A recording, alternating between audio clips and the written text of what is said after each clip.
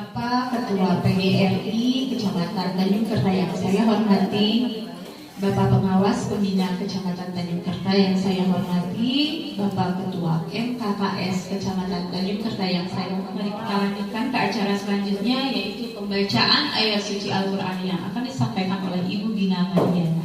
Silakan Ibu.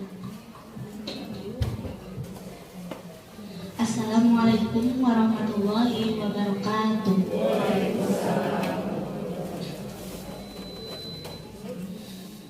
A'udzu billahi minasy syaithanir rajim. Bismillahirrahmanirrahim.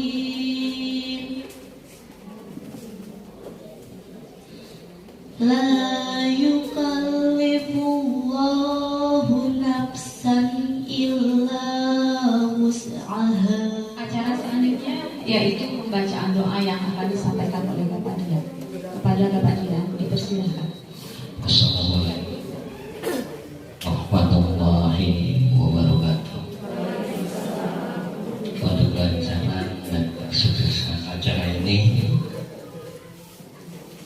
sejenak kita sama-sama tundukkan kepala untuk berdoa ke Zat Ilahi Rabbi. Allahumma sholli ala sayyidina wa habibina wa karimina wa maulana Muhammad wa ala alihi wa sahbihi ajma'in. Amin ya Allah ya Rabbal. Acara selanjutnya yaitu menyanyikan lagu Indonesia Raya. Kepada hadirin semuanya dipersilahkan untuk berdiri.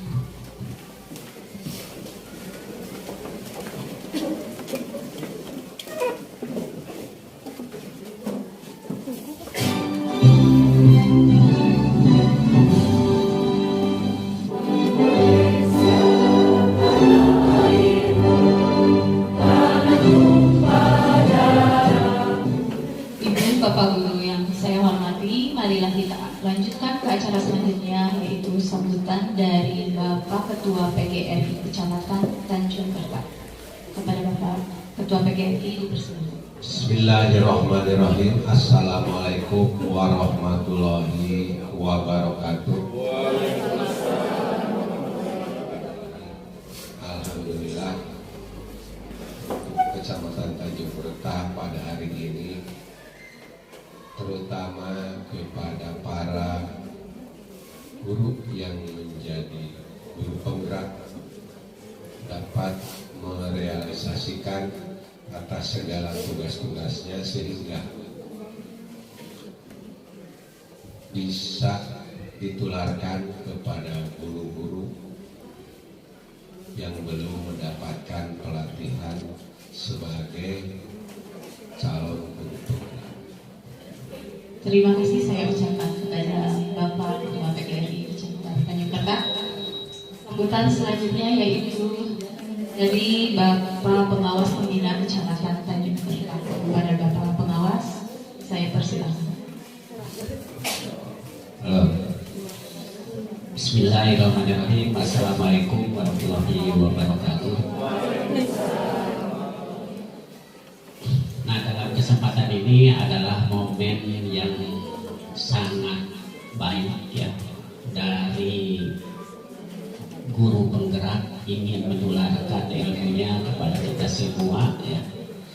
Karena Bapak dan Ibu, pada saat ini kita harus menerima perubahan. Sambutan ketiga yaitu dari Bapak Ketua MKKS Kecamatan Tanjung Kerta. Kepada Bapak, sekaligus membuka acara seminar implementasi budaya positif di sekolah. Kepada Bapak dipersilakan. Assalamualaikum warahmatullahi wabarakatuh. Ini merupakan suatu momen-momen yang sangat bagus dan mohon ini dikembangkan untuk kedepannya, karena guru punya wadah di gugus. Kebetulan ada 3 gugus, kebetulan ada di ketiga gugus ini ada guru penggerak ya. Hadirin yang saya hormati, sesuai permintaan panitia penyelenggara kegiatan seminar implementasi budaya positif di sekolah dengan resmi saya buka dengan ucapan Bismillahirrahmanirrahim.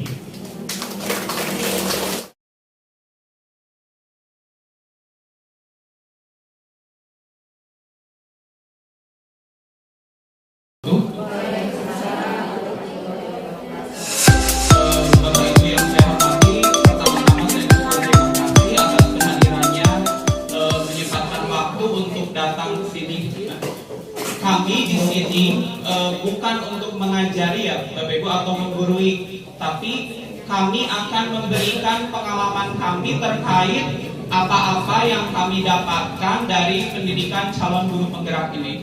Jadi hal yang saya bawakan adalah disiplin positif dan nilai-nilai kebajikan universal.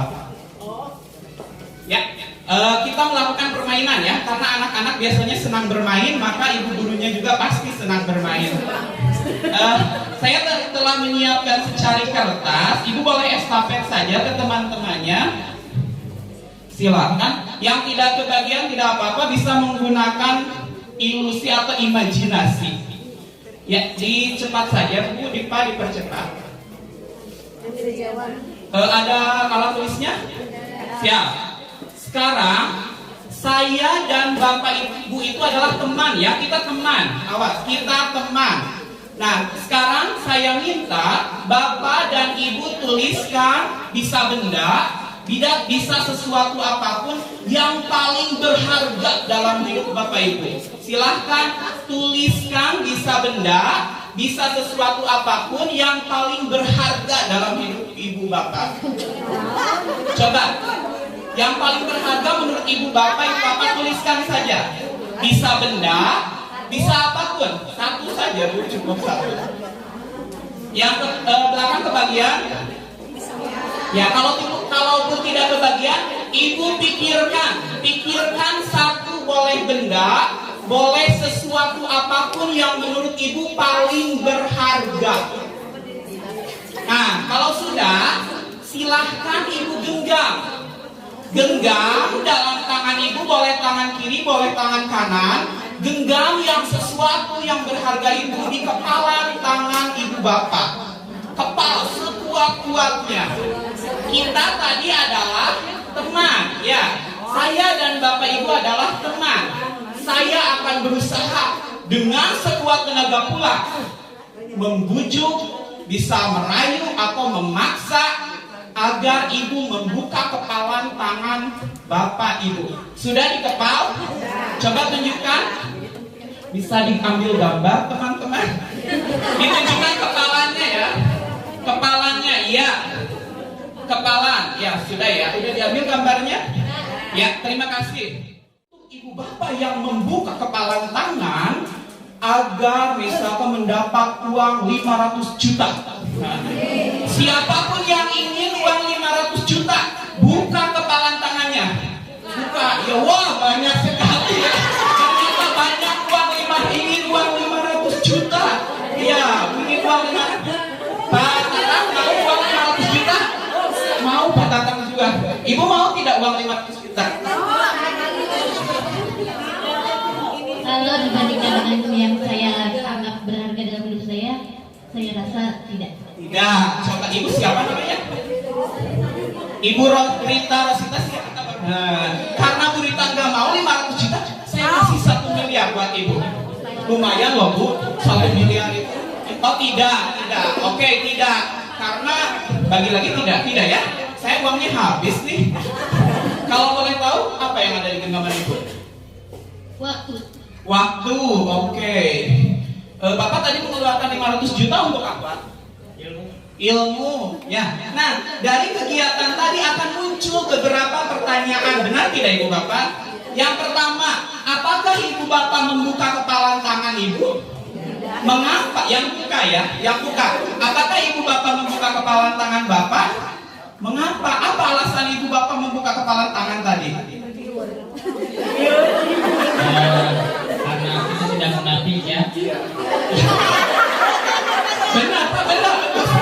Realistis ya, jadi hidupnya realistis. Benar Pak.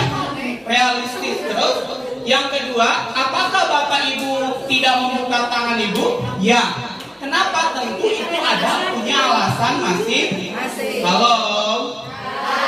Konsentrasi ya. Sebentar kok, cuma sebentar. Nah, ketika Anda membuka, ya karena tadi ada patah tangan.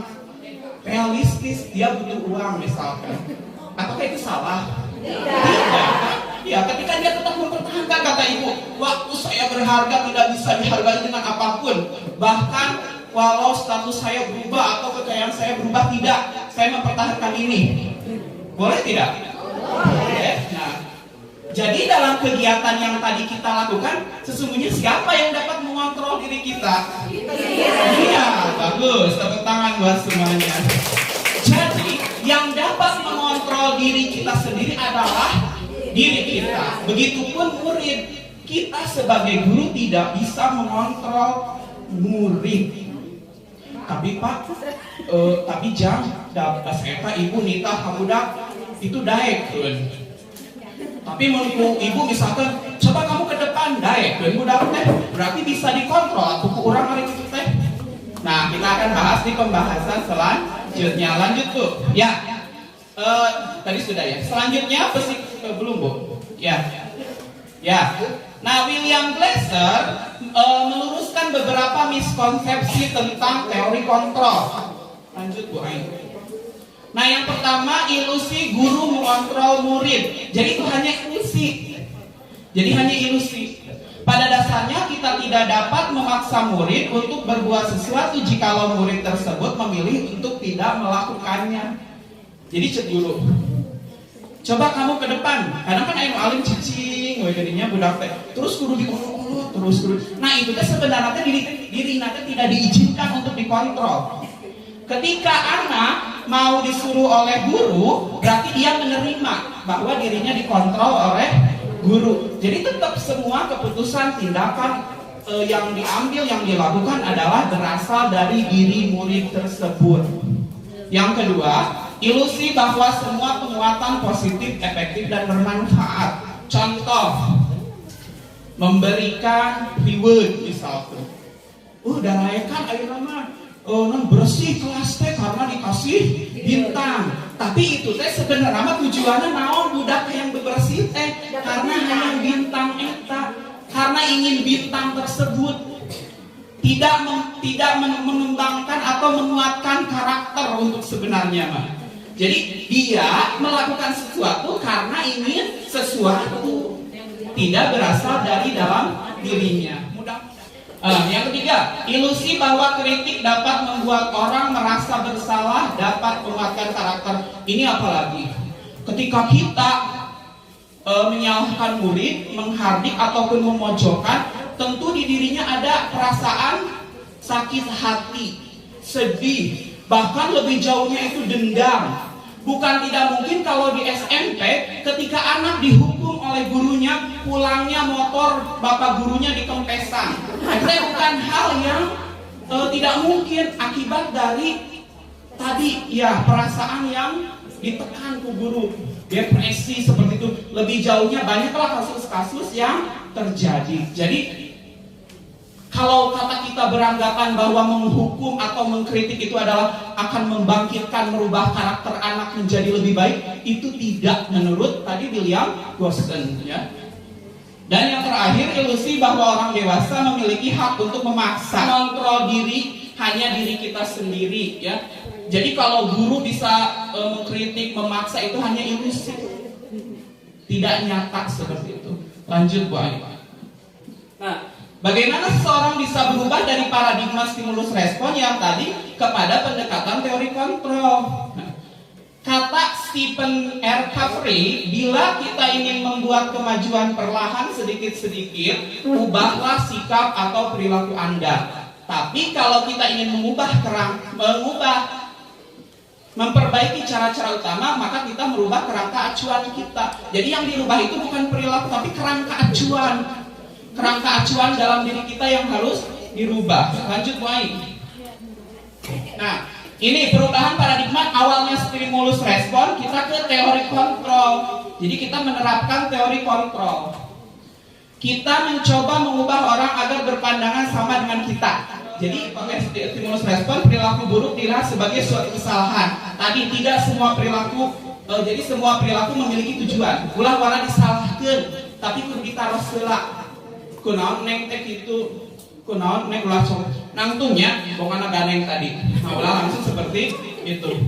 Terus yang ketiga, orang lain bisa mengontrol saya, hanya saya yang bisa mengontrol diri. Saya bisa mengontrol orang lain, Anda tidak bisa mengontrol orang lain. Pemaksaan ada pada suatu bujukan yang gagal. Nah ini, jadi ketika kita ngarayu capek-capek, budak teh geus teu beunang di kumaha, akhirna memaksa. Bakat geus teu geus naik ka ubun-ubun, nu tadina neng sok atuh diajar sok ku bapa di mana kitu tah. Gila jadi sok atuh gak pecah geus peh apa lagi segera. Nah, jadi awalnya pemaksaan pada suatu bujukan yang gagal. Ketika kita membujuk gagal, akhirnya maksa. Nah, kita rubah jadi kolaborasi dan konsensus menciptakan pilihan-pilihan baru. Sok, lamun ayeuna teu beres, memeh istirahat bade kumaha.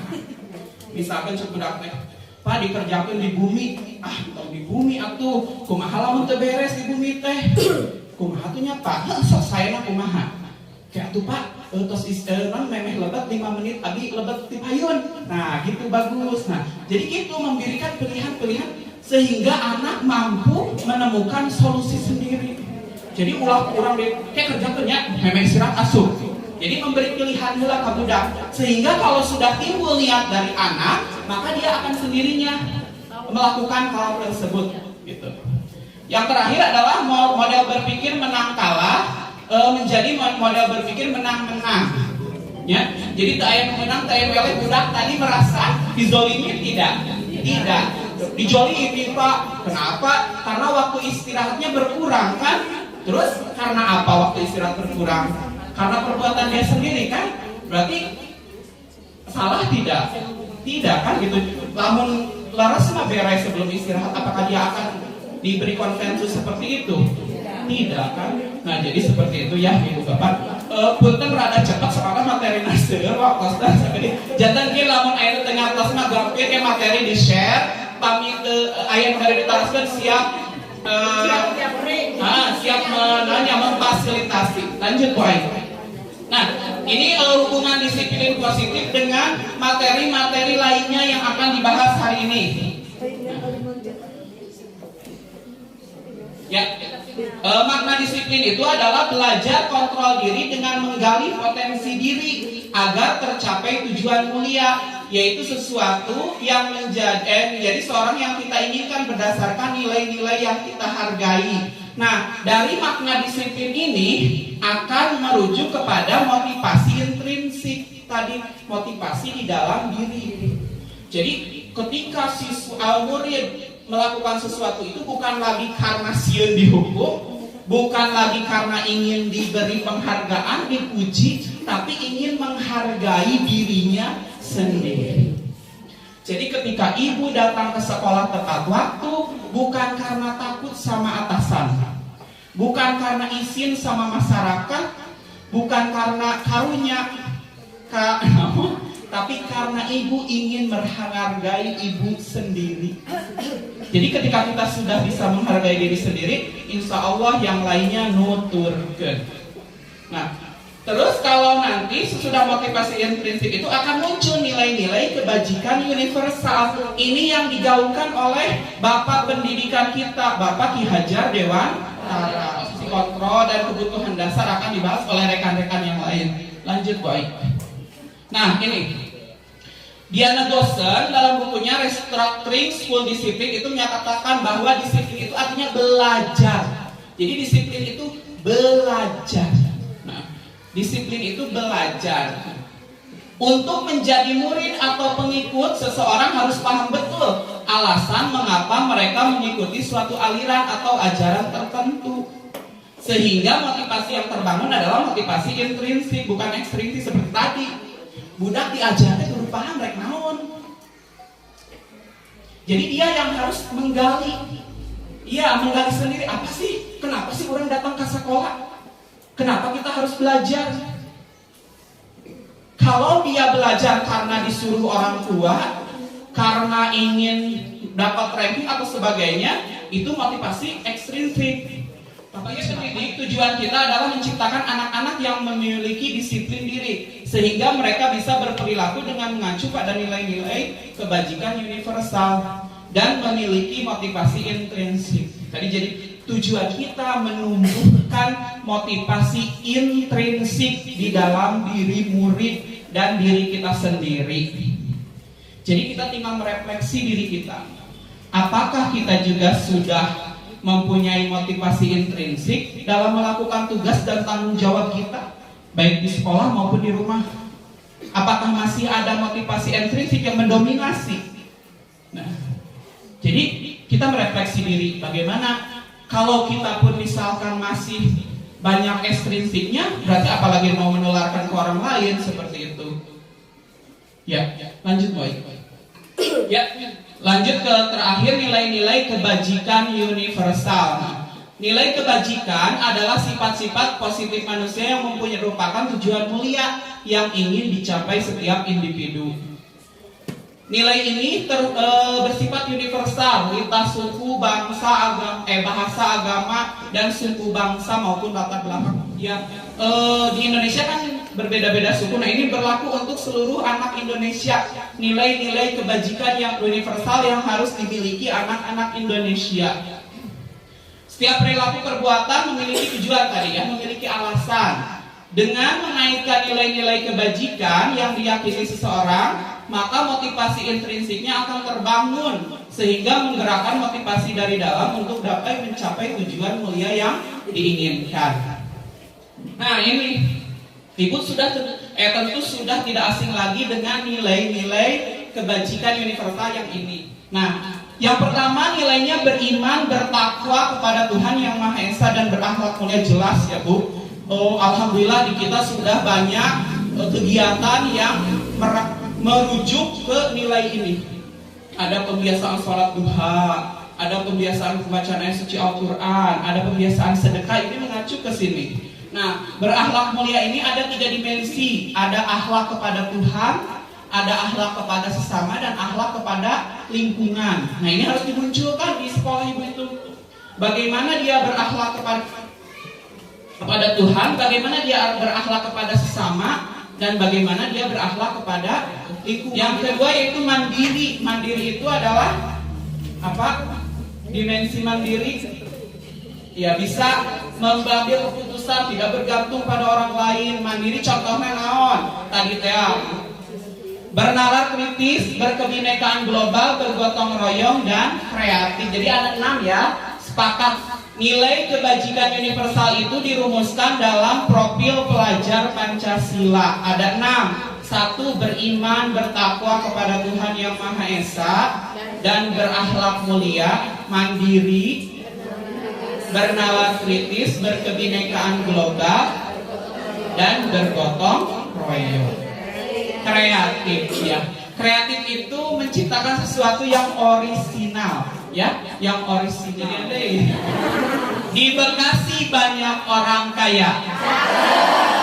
Juragan taksi salah satunya. Sekian presentasi dari saya. Terima kasih atas perhatiannya. Mudah-mudahan apa yang saya sampaikan belum dipahami oleh Ibu Bapak, sehingga nanti kita ada ruang untuk diskusi selanjutnya. Sering-sering bertemu dengan saya. Jadi nanti jangan bosan kalau kami ada tugas lagi mengundang Ibu dan Bapak ya. Mudah-mudahan apa yang saya sampaikan sangat bermanfaat bagi Ibu semua, terutama bagi saya juga, dan doakan saya bisa mengaplikasikan apa yang saya dapatkan. Wabillahi taufiq wal hidayah. Wassalamualaikum warahmatullahi wabarakatuh.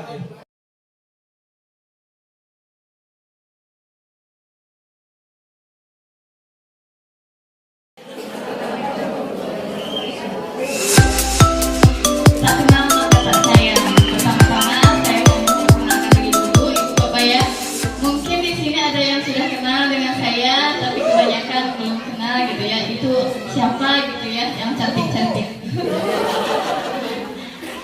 Nepangkeun itu Bapak Adi Evi Nur Hasanah, bertugas di SDN Awilega, asal dari Conggeang. Ya, mungkin Bapak belum kenal gitu ya karena saya jauh-jauh dari Conggeang. Alhamdulillah Allah sudah menakdirkan memberikan rezeki kepada saya untuk bergabung bersama Bapak guru hebat, Bapak dan Ibu guru hebat di Tanjung Kerta. Nah, kalau udah sayang, kalau udah kenal harus disayang, makanya kudu diangkat gitunya. Ada orang congkean gitu yang diangkat jantan guru-guru di Kecamatan Tanjung Kerta. Mohon. Nah, selanjutnya kita akan membahas tentang teori motivasi, hukuman dan penghargaan juga restitusi. Tadi sudah dibahas sedikit oleh Pak Kusnadi bahwa setiap perilaku manusia itu pasti memiliki tujuan, ya Bapak Ibu. Kita melakukan pergi ke sini pasti ada tujuannya. Nah, 3 motivasi perilaku manusia itu apa? Yang pertama untuk menghindari ketidaknyamanan atau hukuman. Yang kedua yaitu untuk mendapat imbalan atau penghargaan dari orang lain. Yang ketiga untuk menjadi orang yang mereka inginkan dan menghargai diri sendiri dengan nilai yang mereka percaya. Nah, di gambar itu ada siswa yang sedang disetrap. Kira-kira kalau di sekolah anak itu melakukan suatu hal atas dasar dirinya atau atas dasar guru. Nah, kadang anak itu melakukan hal yang kita maksud itu atas keinginan guru gitu ya Pak. Sok, enggak gerak piket. Nah, murid itu akan piket. Tapi di dalam hatinya mungkin ada motivasi. Abi pada piket tapi sih dicarikan kubu epi gitu. Atau ada juga misalnya kita suka memberikan penghargaan kepada siswa. Di kelas ada speaker bintang gitu ya. Siapa yang piketnya paling rajin nanti ibu kasih bintang. Atau siapa yang mau maju ke depan nanti ibu kasih permen. Nah, itu untuk mendapat imbalan. Tapi ada juga kalau siswa yang mempunyai kesadaran diri. Abdi mah bade piket, amih kelasna bersih, diajarna nyaman, raoseun. Nah, kalau itu adalah motivasi internal yang ada di dalam dirinya. Kalau takut dimarahin, takut dihukum, atau ingin diberikan hadiah, itu motivasi eksternal. Selanjutnya, nah menurut Ki Hajar Dewantara, kan kita tahu ya tentang kurikulum merdeka. Tujuannya apa sih kurikulum merdeka itu? Nah, merdeka itu artinya tidak hanya terlepas dari perintah orang lain, tapi siswa juga bisa mengontrol dirinya untuk memerintah diri sendiri, gitu. Jadi kalau ada kapungkur oke, ibu cina upami kabarudak, tenati matematika, hayang nangtung sia. Nah, orang emotnya, tapi emotnya nawan. Aduh, nah takutnya itu, aduh pas eta abi ku si ibu eta pernah disetrap, gara-gara apa-apa kalian. Nah, yang diingat itu adalah rasa takutnya. Nah, kalau itu kan memberikan hukuman ya. Nah, kalau memberikan hukuman itu otomatis akan merasakan ketidaknyamanan di dalam diri siswa. Lain halnya kalau dia menyadari dengan sendirinya bahwa belajar itu adalah kebutuhan. Oh, saya ingin menjadi anak yang pintar. Saya ingin mencapai cita-cita saya. Nah, itu anaknya akan tertanam dalam dirinya semangat untuk mencapai cita-citanya. Bukan ingin mendapat imbalan atau takut hukuman dari orang lain seperti itu. Nah, sebagai guru kita harus menanamkan, berusaha belajar menanamkan motivasi internal di dalam diri siswa. Upami dipasihan wae hadiah mah atuh palinten bobol ibu guru nanya, ayo wae palinten cenah diajar pasihan hadiah. Atawa lamun urang ngomong kami buru-buru kerjakeun. Nah, kan kita bisa darting ibu ya kalau terus-terus menghukum atau marah-marah. Nah, Ki Hajar Dewantara itu maksudnya merdeka itu. Jadi agar siswa bisa menentukan pilihannya, menentukan nilai kebajikan apa yang ada di dalam dirinya, agar dia yakin bahwa dia ingin menjadi orang yang seperti apa gitu. Kalau misalnya siswa yakin bahwa peduli terhadap lingkungan itu membuat dia nyaman terhadap dirinya, jadi dia akan melaksanakan kewajibannya tugas piket gitu, tanpa disuruh atau tanpa mengharapkan imbalan. Selanjutnya, nah biasanya untuk meningkatkan nilai positif atau kebajikan universal tadi kita sering membuat peraturan ya. peraturannya masuk tepat waktu jam 7. Nah, atau peraturannya menggunakan sepatu berwarna hitam. Nah, itu kita biasanya di sekolah menggunakan peraturan. Tetapi biasanya juga kalau peraturan itu pasti ada pelanggaran. Nah, ketika ada pelanggaran, maka akan sesuatu harus terjadi. Nah, contohnya kalau terlambat sekolah biasanya ada hukuman gitu ya, pasti akan sesuatu terjadi. Terlambat sekolah, ayo kamu turun masuknya, ayo lari. Nah, itu pasti hukuman. Lalu ada konsekuensi dan restitusi. Kalau hukuman dan konsekuensi kita mungkin sering mendengar Bapak Ibu ya. Kalau restitusi, apa itu restitusi? Nah, dalam modul guru pernah ini saya juga baru pertama kali mendengar restitusi. Nah, restitusi itu adalah proses menciptakan kondisi bagi murid untuk memperbaiki kesalahan mereka sehingga mereka bisa kembali pada kelompok mereka dengan karakter yang lebih kuat. Restitusi juga merupakan proses kolaboratif yang mengajarkan murid untuk mencari solusi atas permasalahannya agar mereka menjadi orang yang lebih mulia, lebih baik lagi. Nah, nanti akan disampaikan lebih jelasnya restitusi langkah-langkahnya seperti apa oleh rekan saya. Nah, apa perbedaannya hukuman, konsekuensi, dan restitusi? Nah, kalau hukuman itu bersifat tidak terencana, ujuk-ujuk gitunya, tanpa ada persetujuan dengan siswa. Misalnya kalau siswa terlambat masuk, lari, push up. Nah, itu hukuman spontan seperti itu ya. Nah, kalau konsekuensi itu terencana, disepakati dan dibuat oleh guru juga siswa. Misalnya di tahun ajaran baru, oke anak-anak, kalau kalian terlambat, apa yang harus kalian lakukan biar kalian tidak terlambat lagi? Nah, konsekuensinya dari kesalahan yang kalian laksanakan apa? Misalnya, kalau terlambat nggak boleh istirahat, kata anak-anak kayak gitu. Oh iya, kan itu ada sepakat antara guru dan siswa. Kalau hukuman tidak ada kesepakatan. Nah, kalau restitusi itu untuk memperbaiki kesalahan. Kalau hukuman dan konsekuensi itu melanggar pasti ada akibatnya. Nah, kalau restitusi itu untuk memperbaiki kesalahan. Kalau anak terlambat, kita tanya kenapa terlambat?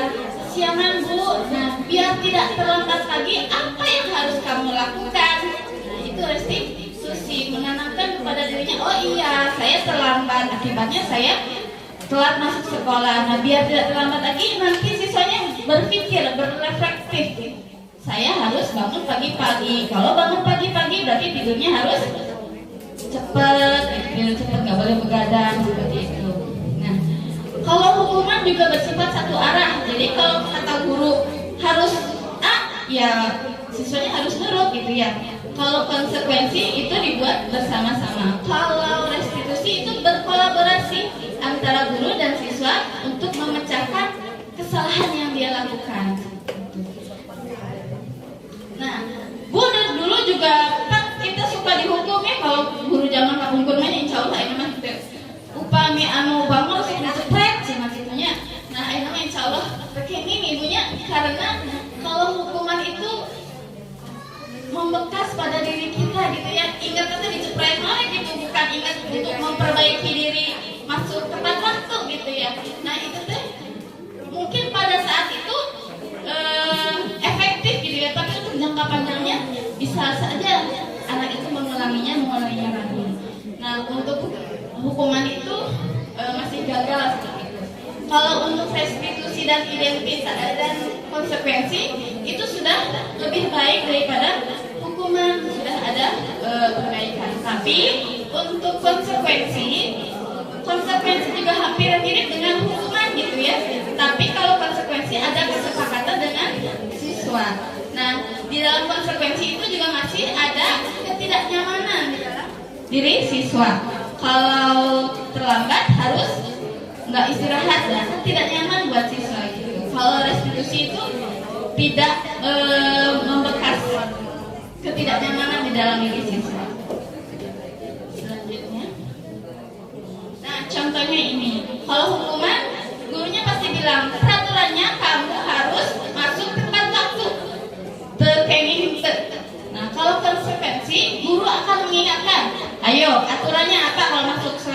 sekolah. Ingat nggak aturannya, kita kan udah sepakat gitu. Kalau restitusi, apa yang bisa kamu lakukan untuk memperbaiki masalah ini agar kamu tidak terlambat masuk sekolah gitu contohnya. Nah, ayo kita sama-sama bedakan mana hukuman dan konsekuensi. Latihannya Bu, Cowi, kalau Kapayun, upami mencatat 100 kali di dalam buku kalimat, saya tidak akan terlambat lagi karena terlambat sekolah. Jadi kurang kali nanti di pikiran jerat karena kamu terlambat, ayo tulis. Nah kalimat ini, kira-kira ini hukuman atau konsekuensi?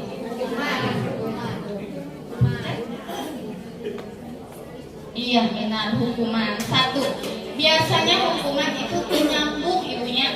Atau terlambat sekolah tapi dihukumnya beratnya berat. Memperbaiki apa gitunya?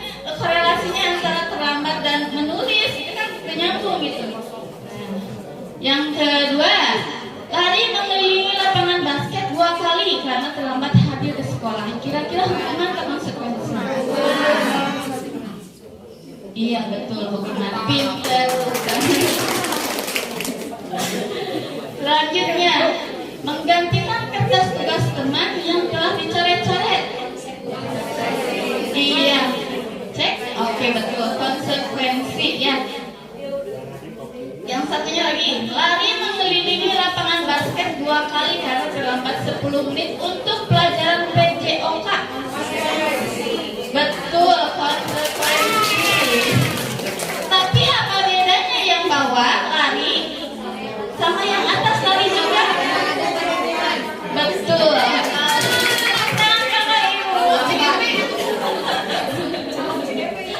Iya.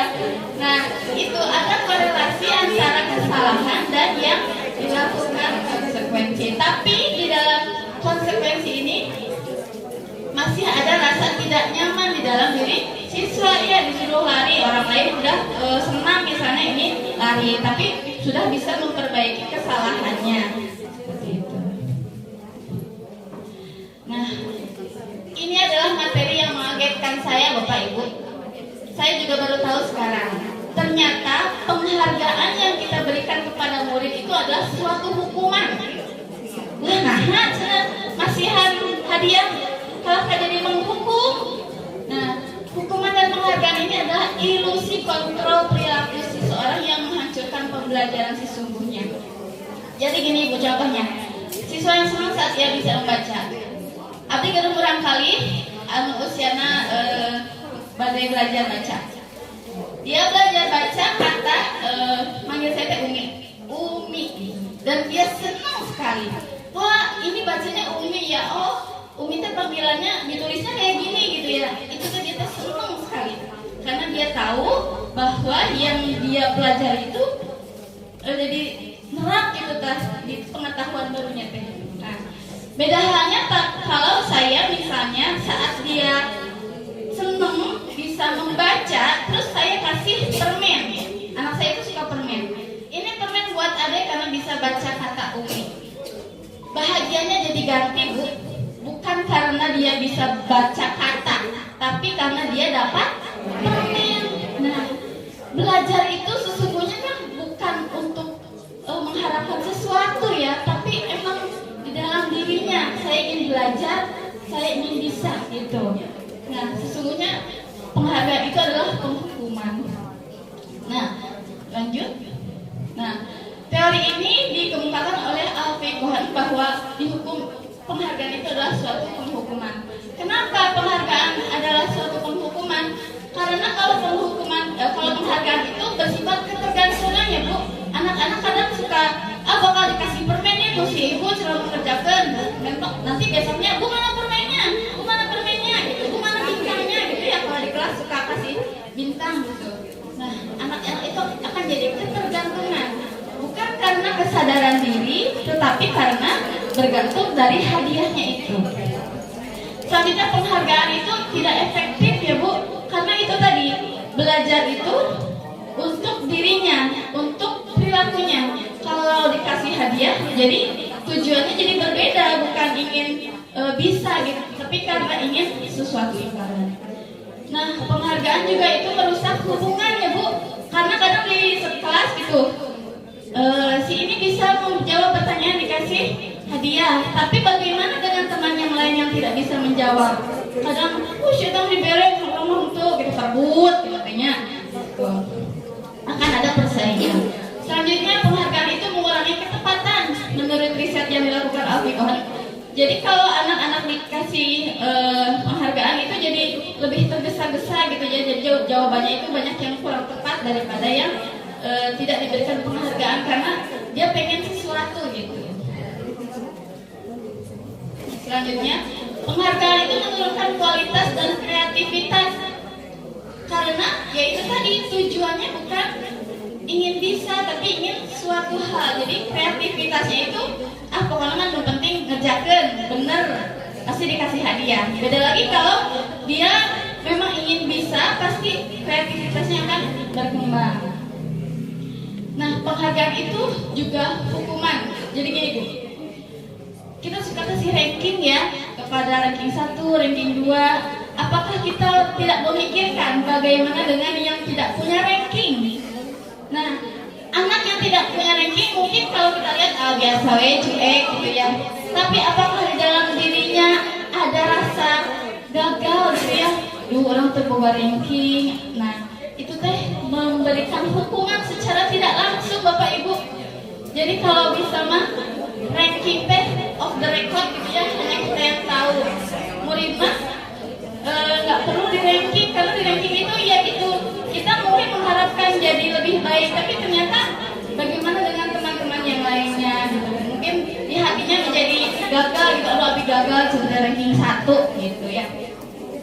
Nah, yang selanjutnya yaitu penghargaan itu merusak motivasi intrinsik. Itu tadi ya, motivasi itu ada eksternal dan ada internal. Kalau dikasih penghargaan berarti siswa itu pengen penghargaan itu, bukan dia pengen bisa. Nah, terus apa atuh? Ada penghargaan nggak boleh, dihukum nggak boleh, terus kudu kumaha di kelas.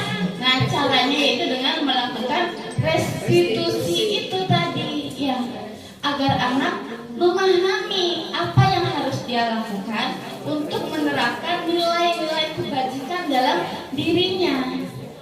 Aku udah hefe mohon Bu, tapi tidak ada yang tidak mungkin ya kalau kita sedikit demi sedikit mencoba dan menerapkannya di kelas. Apalagi suami Bu, kadang sok lepas kontrol gitunya berudak ribut. Nah, tapi ada waktu kita untuk mencoba menerapkan. Nah, untuk menerapkan restitusi ini ada ciri-cirinya. Ciri-ciri restitusi yaitu yang pertama untuk belajar dari kesalahan, bukan menebus kesalahan tapi jadi pribadi yang lebih baik. Contohnya, ada 2 orang teman, yang satu bawa air minumnya bahe tumpah. Nah, dari restitusi ini kita harus belajar dari kesalahan. Nah, bagaimana caranya agar si teman itu nggak berantem? Tapi bukan dengan cara hanya mengganti air yang tumpah. Terus digentosan airnya. Nah, bukan itu, bukan dari kesalahan, tapi menjadi pribadi yang lebih baik. Nah, dari contoh tadi, nilai apa yang terkandung kalau kita mengganti air teman kita yang tumpah? Nilai bertanggung jawab. Nah, bukan masalah mengganti airnya, tapi masalah tanggung jawabnya. Si teman itu mengganti air milik temannya. Nah, yang kedua untuk memperbaiki hubungan. Nah, tadi ya airnya tumpah sama temannya. Nah, kita perbaiki hubungan temanan itu dengan restitusi. Jangan sampai yang satu diuntungkan atau yang satu dirugikan gitu ya. Temannya yang airnya tumpah dia dapat untung, kalinya airnya kembali lagi. Tapi teman yang menumpahkan kumaha tetap dimusuhin sama teman yang punya air. Nah, kita harus memperbaiki hubungan itu. Yang ketiga ciri restitusi adalah tawaran, bukan paksaan. Nah, contoh kasus tadi airnya tumpah, ayo air temannya tumpah, gimana caranya biar temannya ini nggak marah gitu. Bukan, hei nanti buruan. Nah, restitusi itu menawarkan solusi. Nah, solusinya tapi diputuskan lagi oleh siswanya, bukan kita yang memutuskan. Selanjutnya, restitusi itu menuntun untuk melihat ke dalam diri. Nah, dari kejadian tadi gelas yang tumpah itu, si anak akan berusaha merefleksikan dirinya. Oh, kalau teman saya rugi, berarti saya harus ganti itu. Nah, dengan mengganti itu berarti sikap saya adalah bertanggung jawab. Nah, siswanya harus memahami bahwa dirinya itu melakukan A karena harus B. Yang kelima, mencari kebutuhan dasar yang mendasari tindakan. Nah, nanti dijelaskan lagi oleh rekan saya bahwa semua tindakan yang kita lakukan itu untuk memenuhi kebutuhan. Apapun itu pasti ada alasannya. Nah, salah satunya untuk memenuhi kebutuhan. Selanjutnya, nah, ciri restitusi itu adalah cara yang paling baik, Bapak Ibu ya. Mungkin dulu cara yang paling baik itu menghukum siswa berdiri di depan kelas untuk bisa perkalian. Tapi sekarang mah bukan itu. Teori terus berkembang, ilmu terus berkembang. Nah, restitusilah cara yang paling baik untuk menerapkan nilai positif dalam diri siswa. Nah, selanjutnya, restitusi itu adalah fokus pada karakter, bukan tindakan. Contohnya tadi, tindakan menumpahkan air itu, nah, fokusnya bukan pada mengganti airnya, tapi karakternya. Karakternya bertanggung jawab. Sama dengan yang poin ketiga, yang ke-8 itu menguatkan karakter. Jadi, setelah dia melakukan kesalahan, dia belajar dari kesalahan itu. Karakter apa yang harus saya tingkatkan ketika saya melakukan kesalahan. Selanjutnya, fokus pada solusi, bukan benar atau salah. Nah, pada kasus yang tadi tumpah air itu bukan si itu dapur lupa, dan abi mah datang ke haja ida mah gitu. Nah, bukan masalah si A yang benar dan si B yang salah, tapi bagaimana kita memecahkan masalah tersebut, solusinya apa gitu. Yang ke-10, mengembalikan murid yang berbuat salah pada kelompoknya. Nah, biasanya kalau siswa yang berbuat salah itu suka dikucilkan, Bapak Ibu ya. Si eta tuh tadi membahikun cai kurang atau diajakan. Nah, bagaimana caranya kita mengembalikan siswa yang melakukan salah itu agar dia tahu salahnya dan dapat diterima lagi dengan baik oleh teman-temannya. Nah, itu adalah 10 ciri restitusi.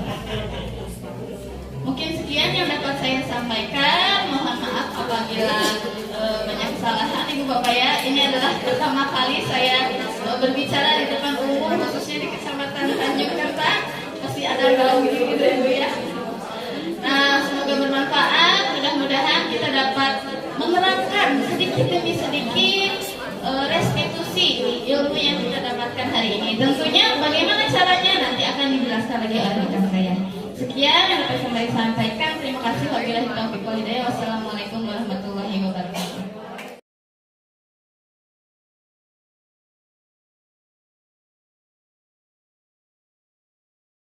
Warahmatullahi wabarakatuh. Agar lebih semangat ya, karena materi masih ada 4 lagi. Saya akan mencoba, karena tadi Pak Kusnadin buat pantun, saya pun akan membuat pantun. Bagus tidak bagus kata Pak Kadis, amanah Pak Kadis, bilang aja cakep, gitu ya. Kata Pak Kadis, kata Pak Bupati juga gitu. Saya cakep, gitu ya. Oke, kita mulai. Jalan-jalan sama Wijua. Pulangnya membeli durian. Tepuk tangan buat kita semua. Sudah jadi guru hebat dan juga keren. Anak-anak, dengan ibu bapak bersedia datang di sini, berarti sudah membuktikan ibu bapak keren. Beda dari yang lain seperti itu. Baik, materi selanjutnya yang akan saya sampaikan yaitu mengenai keyakinan kelas. Keyakinan kelas. Ibu bapak jujur saya pun baru mendengar ketika di modul ini keyakinan kelas. Manawi ini dia ibu bapak pernah mendengar apa itu keyakinan kelas? Oh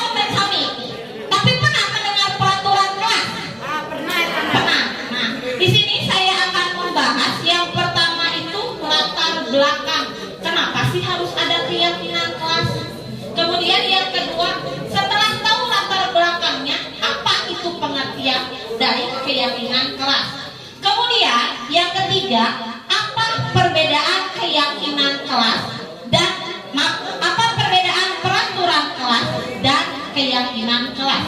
Dan kemudian yang terakhir, bagaimana cara kita membuat keyakinan kelas. Mangga Ibu next.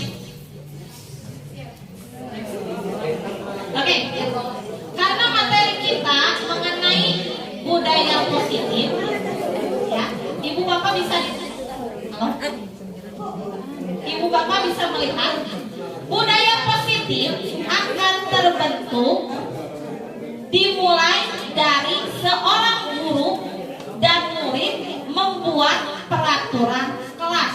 Jadi budaya positif di sekolah akan tercipta dimulai di kelas kurang nyalira. Sampai ngajak batur, ajak diri sendiri dan juga siswa kita. Baru kita tularkan ke rekan-rekan yang lain. Maka akan terbentuk budaya yang positif. Maka tadi materi pertama motivasi intrinsik dulu, motivasi dalam diri kitanya terlebih dahulu. Kemudian sesudah itu baru tadi materi oleh Ibu MD ada hukuman, ada konsekuensi, dan ada restitusi. Nah, bagaimana supaya budaya positif itu bisa terjadi atau tercipta? Maka kita akan mulai terlebih dahulu ya dari peraturan kelas. Dari peraturan kelas kita beranjak ke yang namanya keyakinan kelas. Kalau semua kelas sudah bisa terlibat, maka akan membentuk yang namanya lingkungan yang positif. Kalau sudah jadi lingkungan positif, otomatis budaya positif pun di sekolah itu bisa tercipta. Jadi latar belakangnya dari itu dulu ya. Next Bu. Ibu. Tadi saya bertanyakan, adakah di forum ini yang mengetahui atau mendengar mengenai apa itu keyakinan kelas? Sudah pernah mendengar Ibu? Belum. Tapi peraturan kelas pernah mendengar? Sering. Abi ningali atau Abi Ibu pasti ngadamel di kelas ngajeblak peraturan kelas 5. Atau Abi tata tertib kelas 6. Di kelas 1 dugikeun ka kelas 6 pasti ada tata tertib atau peraturan kelas. Abi bade naros. Ibu, Bapak, ketika membuat peraturan kelas, siswa dilibatkan henteu? Dilibatkan tidak? Di zaman Abi SD, dugikeun ka ayeuna jadi guru, nu namina tata tertib atau Abi peraturan kelas, ujung-ujung aya we ditempel ku guruna. Kitu Ibu nya. Pasti ada Abi ukur. Sami, ujung-ujung aya we barangkali teh jangan terlambat, berpakaian rapi, tidak boleh buang sampah sembarangan. Ujung-ujung kayak peraturan tapi tidak disepakati secara bersama-sama. Tadi deui ka motivasi intrinsik. Lamun ketika siswa tidak dilibatkan, apakah dia akan merasa yakin motivasi intrinsiknya bakal keluar? Lamun keurangan tidak diterlibatkan, apakah akan muncul Ibu motivasi intrinsiknya? Iya, karena yang namanya keyakinan kelas itu harus disepakati secara bersama-sama antara siapa Ibu? Antara siswa dan juga guru. Model tadi sahur Pak Gus Nadi naros kapatatan. Bapak, bade kuapi di getoskeun. Eta bapak teh kepal no? Bapak teh kepal no? Kalau mau kuapi di kupangkus tadi diolok, dipastikan kan? Sami lamun murid ketika kita tanya, ketika dia tahu apa maksud dari peraturan kelas itu, apa maksud ada nilai apa yang terdapat dalam peraturan kelas tersebut, maka motivasi intrinsiknya pun pasti akan timbul. Jadi latar belakangnya dari itu dulu. Next. Nah, selain itu Tadi materinya menyambung dari materi Ibu Evi. No hukuman, no konsekuensi, no reward. Jadi kita kan tidak boleh memberikan hukuman, tidak boleh juga memberikan konsekuensi, tidak juga boleh memberikan reward atau penghargaan. Nah, yang harus kita tingkatkan atau kita timbulkan adalah munculkan motivasi intrinsiknya. Next look. Nah, keyakinan kelas itu bagian awal dari budaya positif. Sebagai langkah awal untuk penerapan budaya positif bisa dimulai dengan membuat kesepakatan kelas. Dalam pelaksanaannya, kesepakatan kelas atau keyakinan kelas itu harus melibatkan peserta didik. Hal ini sesuai dengan Goshen. Beliau mengatakan suatu keyakinan akan lebih memotivasi seseorang dari dalam atau memotivasi secara intrinsik. Seseorang akan lebih bergerak dan bersemangat untuk menjalankan keyakinannya daripada hanya sekedar mengikuti serangkaian peraturan. Next, Bu.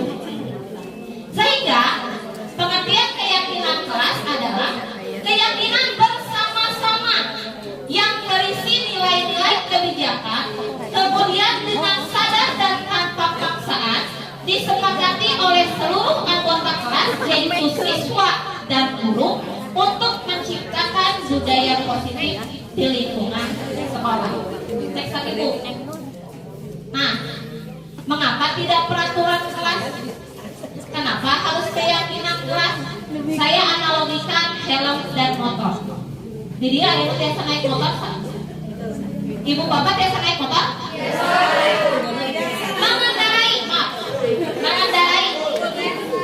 Mengendarai. Saya mau bertanya sama ibu atau bapak. Ibu bapak pernah naik motor pakai helm atau tidak pakai helm? Ada yang selalu pakai, ada yang kadang pakai, kadang tidak. Cuk, saya mau bertanya yang kadang pakai, kadang tidak. Bapak sok nganggo tadi? Nganggo, ada yang sok nganggo, ada yang sok teu. Kadang nganggo, kadang teu. Ibu kadang nganggo helm, kadang teu nganggo helm. Kalau misalkan ibu pakai helm, alasannya karena apa dan kenapa tidak pakai helm juga?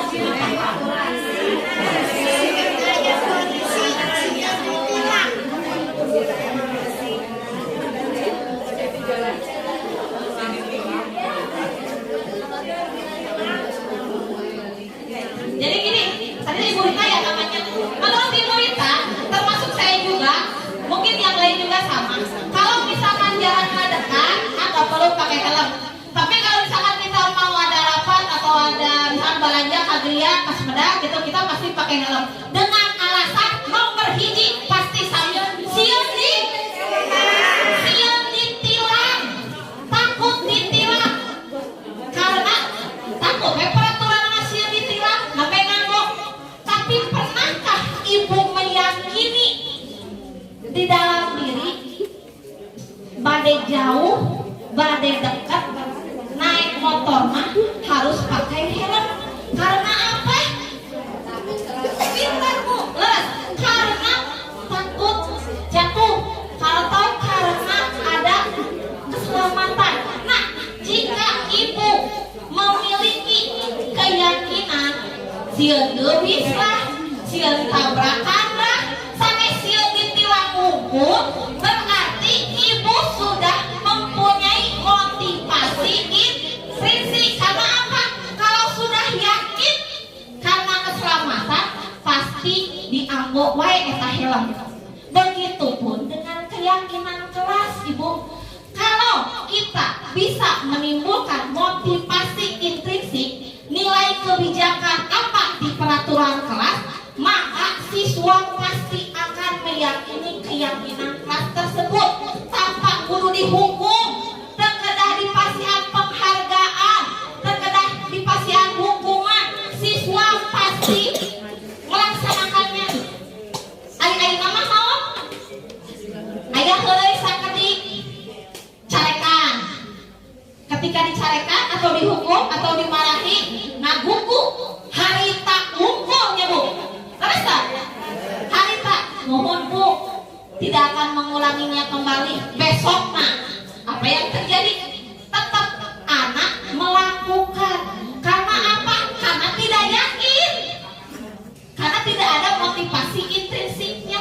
Maka dari itu, untuk salah satu menciptakan budaya positif yaitu dengan menerapkan atau membuat keyakinan kelas.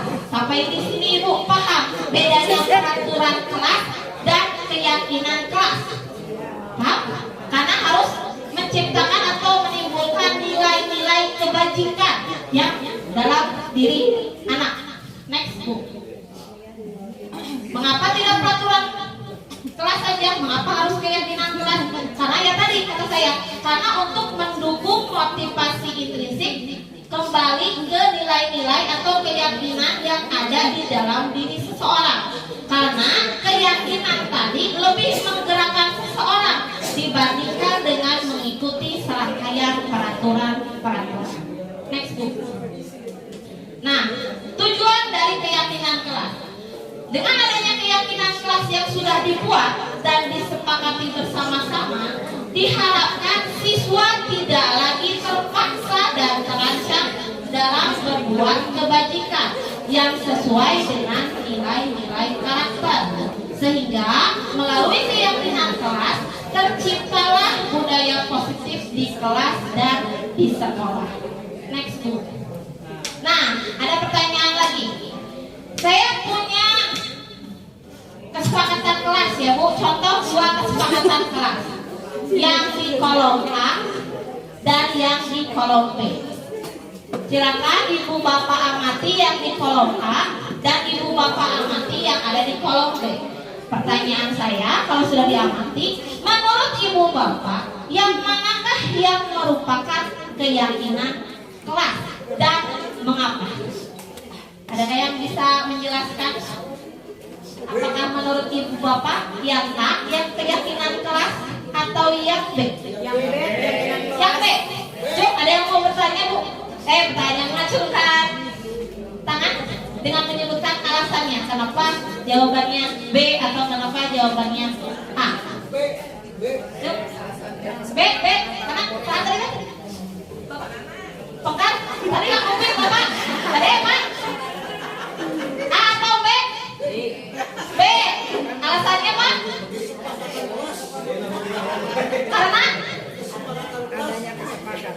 Karena kesepakatan kelas. Karena tadi soal Abi, keyakinan kelas itu harus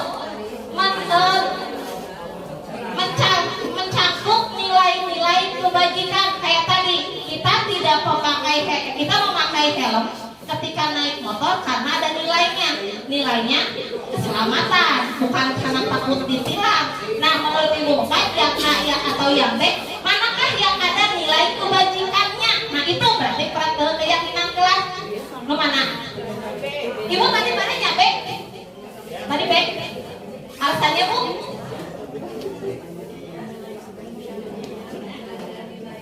Ada nilai kebajikannya. Ya, betul ya Bu ya?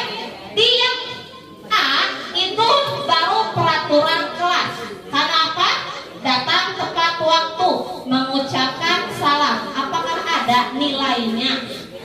Nilai kebajikannya? Ada, tapi tidak membuat motivasi intrinsik si anak keluar. Beda dengan yang A. Kami guru dan murid yang saling menyayangi. Nilai kebijakannya apa? Atau nilai kebajikannya apa Ibu Bapak? Saling menyayangi. Yang B, kami murid yang semangat belajar. Berarti nilai kebajikannya apa? Nilai semangat. Dan yang C, kami murid yang peduli dengan teman-teman. Nilai kebajikannya? Peduli. Nah, kalau sudah muncul nilai kebajikannya, insya Allah meskipun membutuhkan proses yang lumayan lama, saya pun dari CGP, dari program CGP sudah menerapkan keyakinan kelas, meskipun prosesnya agak lumayan lama, tapi setidaknya ada lumayan perubahan yang lumayan signifikan. Begitu, apalagi kalau misalkan diterapkannya di 6 kelas, insya Allah budaya positif bisa tercipta. Lanjut.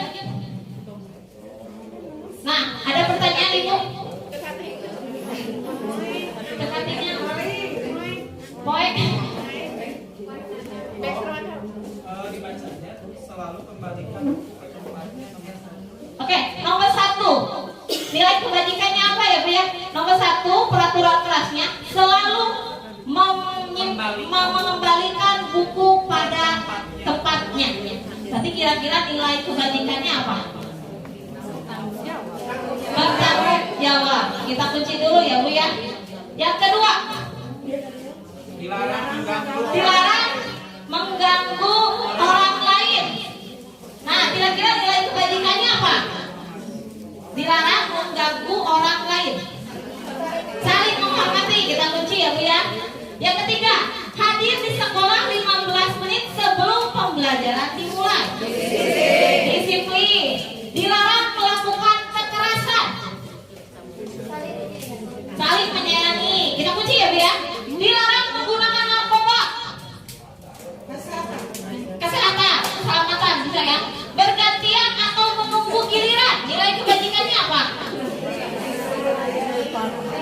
Tapi gunakan masker. Kesehatan. Jangan berlari di kelas atau koridor. Keselamatan. Oke, slide berikutnya Pak, kita lihat. Nah, selalu mengembalikan buku ke tempatnya. Nilainya tanggung jawab. Kalau anak sudah punya nilai kebajikan tanggung jawab, pasti dia akan menyimpan barangnya dengan teratur. Kemudian dilarang mengganggu orang lain, betul ya tadi, saling menghormati. Kemudian hadir di sekolah 15 menit sebelum pembelajaran dimulai, juga menghormati atau berkomitmen karena sudah komitmen tepat waktu. Kemudian dilarang melakukan kekerasan, keselamatan atau menghormati orang lain. Kemudian dilarang menggunakan narkoba, kesehatan. Bergantian atau menunggu giliran, menghormati orang lain, gunakan masker, kesehatan, keselamatan, dan jangan berlari di kelas atau koridor juga, keselamatan dan keamanan. Jadi paham Ibu bedanya peraturan kelas dan keyakinan kelas, bisa membedakan? Nah, kalau sudah bisa membedakan, next Bu. Bagaimana cara kita membuat keyakinan kelas di kelas kita agar tercipta budaya positif? Ciri dulu, dari ciri keyakinan kelas yang pertama tadi kata saya, keyakinan kelas jangan hanya dari guru saja, tapi harus dilibatkan juga siswa. Berarti siswa pun harus terlibat. Yang kedua, berisi nilai-nilai kebajikan. Yang ketiga, keyakinan kelas hendaknya tidak terlalu banyak.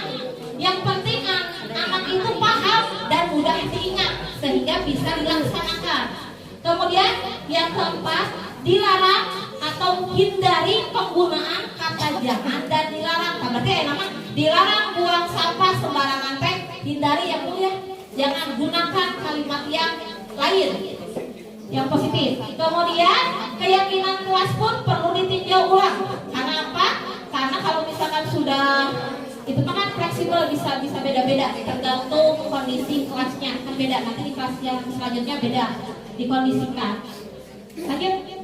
Nah, langkah membuat keyakinan kelas. Yang pertama, otomatis biasanya tambahan Ibu yang bilang keyakinan kelas atau kesepakatan kelas biasanya dibuat di awal tahun ajaran. Kenapa? Untuk mengoreksi setahun ke depan apakah nilai kebajikan anak itu bisa timbul atau tidak. Jadi diusahakan dilakukan di awal tahun pelajaran. Nah, hal yang pertama yang harus dilakukan, lakukan ruang diskusi. Tanyakan kepada anak kelas yang bagaimana yang dia impikan, kelas yang bagaimana yang dia mau. Tadi saya udah bilang peraturan kelas, jangan guru yang membuatnya, tapi anak yang bertanya. Nah, hari ini kalian awal masuk kelas baru, kita akan membuat keyakinan kelas. Apa impian kelas yang kalian inginkan? Nah, setelah dibuka ruang diskusi, silakan anak menulis apa yang dia mau. Tuangkan, bisa dalam kertas, bisa sambil disebut, sambil dikatakan, tapi idealnya itu ditulis dalam kertas. Tulis, misalkan tadi buang sampah pada tempatnya, atau Pada akhirnya katanya Bu sering orang kurang kali teh bullying nyebutan wae sepuhna gelut kata nampi kasenggol sakedik heureui gelut teh. Nah tuangkan sama anak tadi, tuangkan kelas impian kalian teh mau seperti apa, dituliskan. Saya mau ibu, misalkan ibu jangan ibu ketika pembelajaran harus banyak permainan, gak apa-apa. Termasuk interaksi buat kita juga. Oh berarti anak teh pingin ya tante gaya belajar anak kan beda-beda, bukan mau dengan permainan. Tulis. Nah setelah itu ditempel.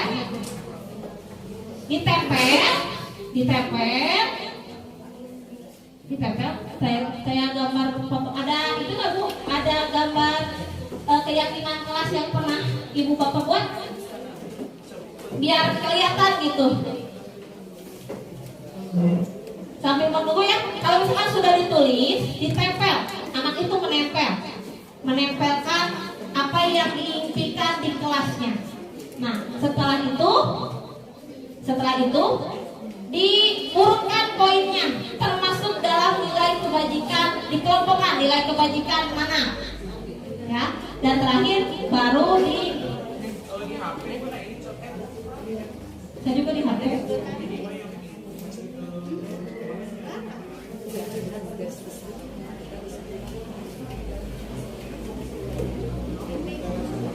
Biasa kan kami saya mah next week itu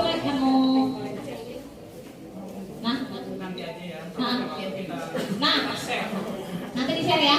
Kemudian kalau sudah ibu bukan yang ini dulu. Yang 17. Ini. 16 dulu. Nah, kalau misalkan kita sudah bertanya pada anak sudah mencatat apa yang dia inginkan.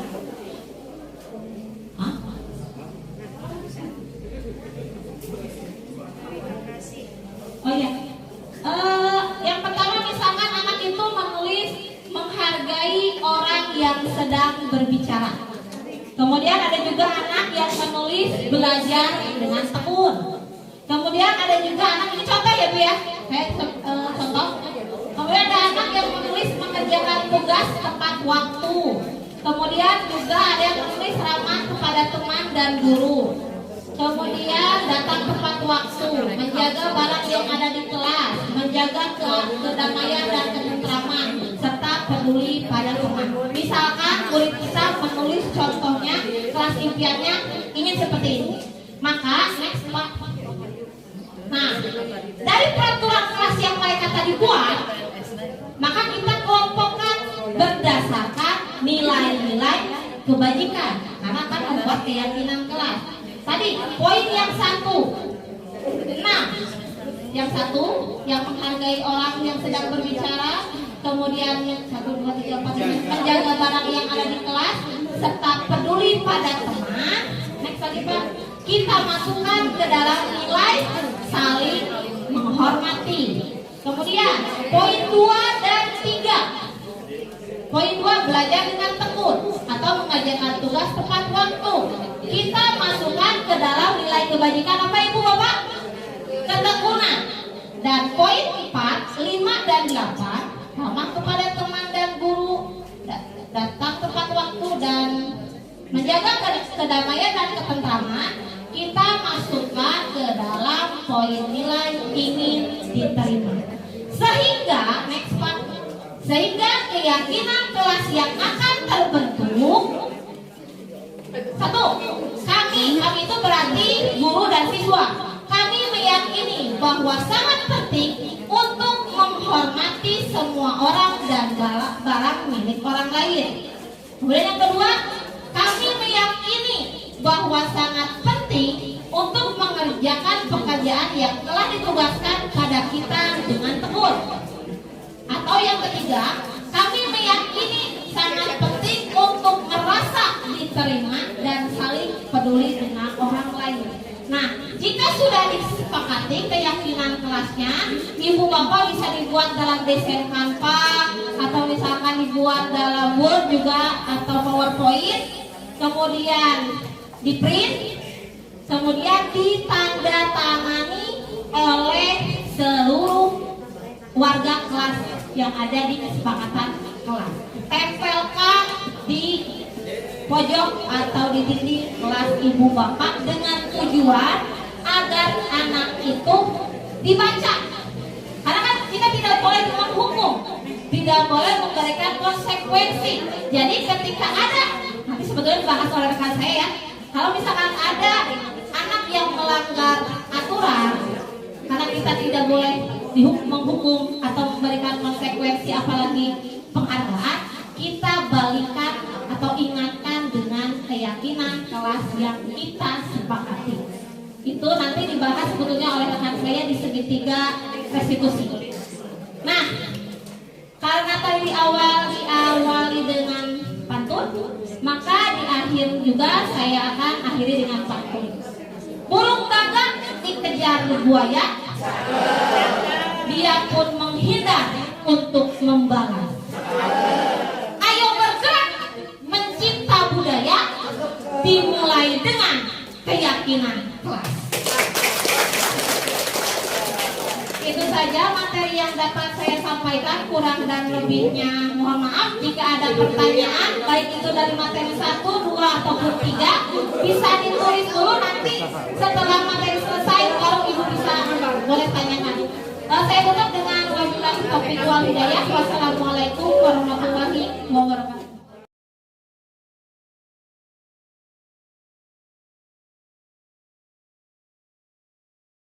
Warahmatullahi wabarakatuh.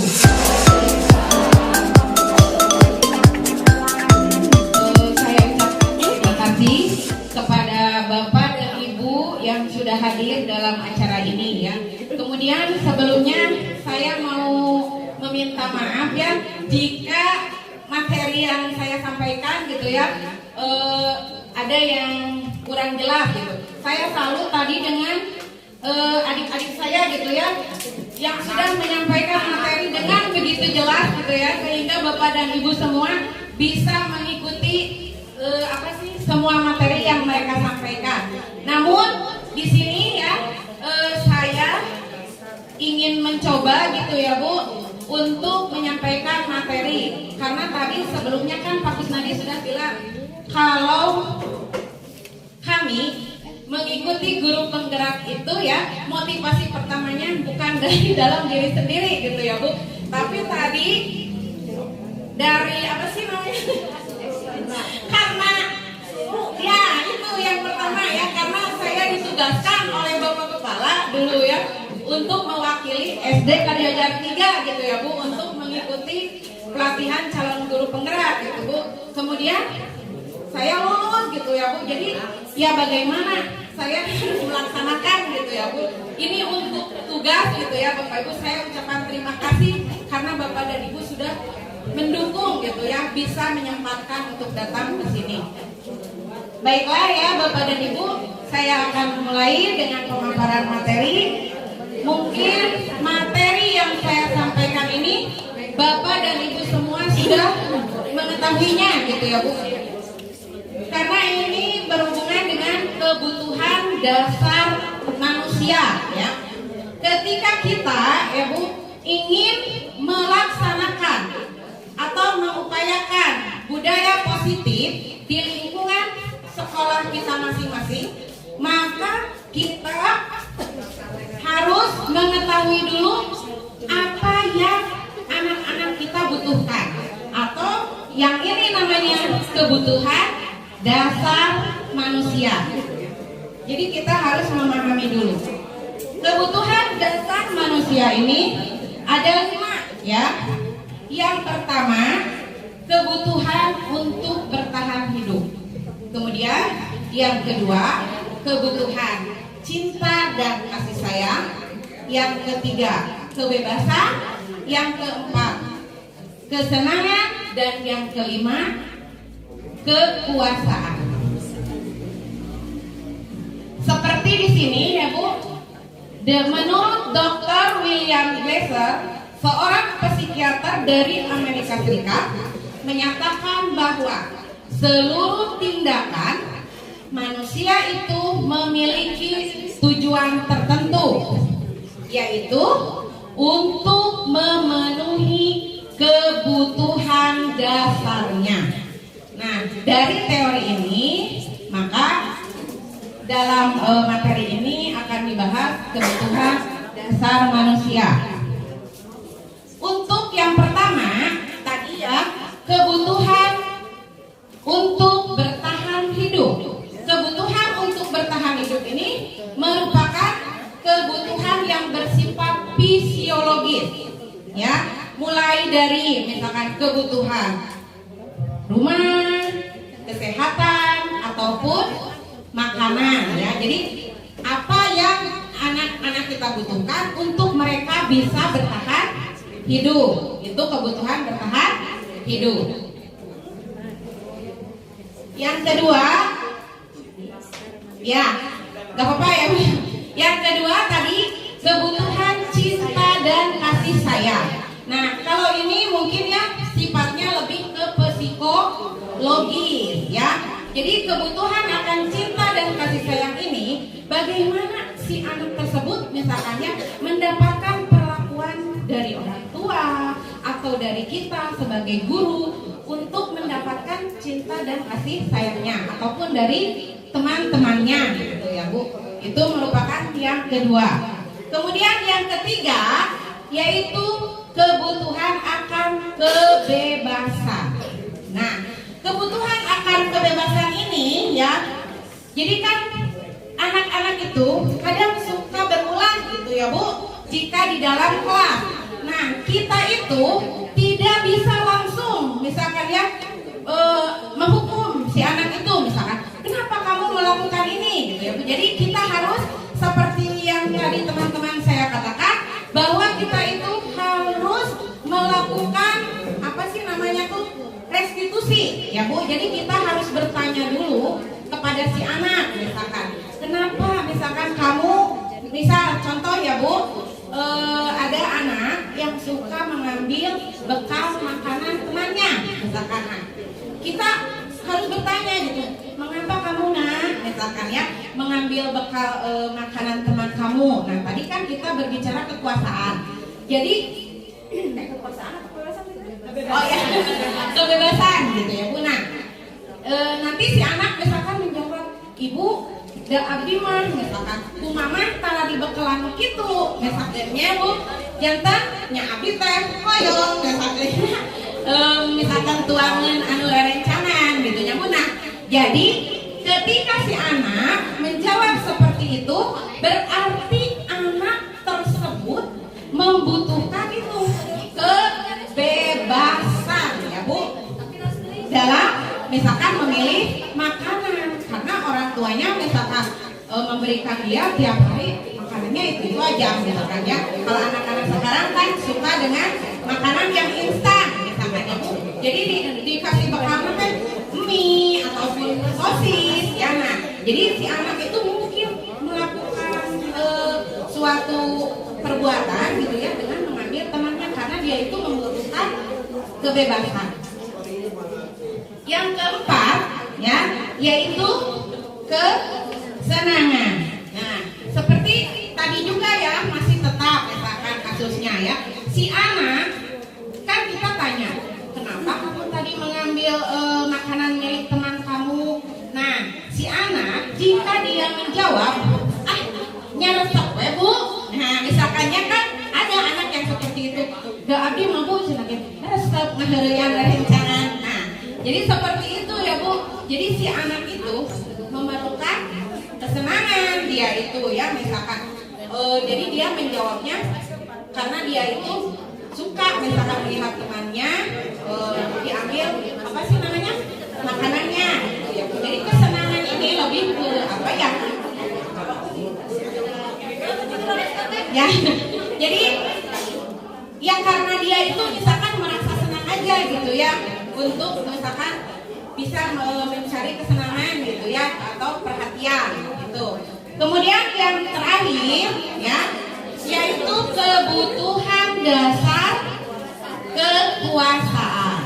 Jadi dengan tadi si anak mengambil makanan temannya itu, jadi dia ingin misalkan temannya itu takut pada dia ya. Jadi dia itu ingin menguasai temannya. Dengan aduh nanti kalau misalkan saya mau apa sih namanya ngomong gitu ya, mau marah sama dia, tapi karena temannya itu kan merasa takut, jadi itu namanya kekuasaan ya. Jadi si anak tersebut ingin lebih dari temannya gitu ya, jadi ingin berkuasa ya.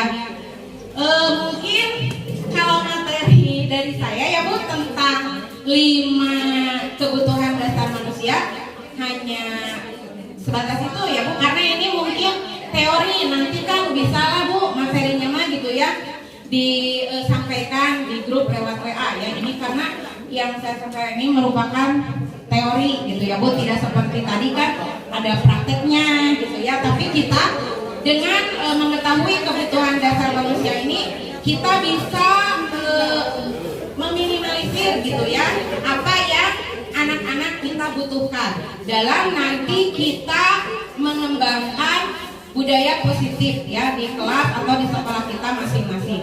Jadi kita tidak langsung misalkan apa sih namanya menghukum anak gitu ya. Jadi tadi dengan melalui langkah restitusi, dan untuk langkah-langkah restitusinya nanti akan disampaikan oleh rekan saya ya, mungkin nanti bagian terakhir ya oleh Pak Ian.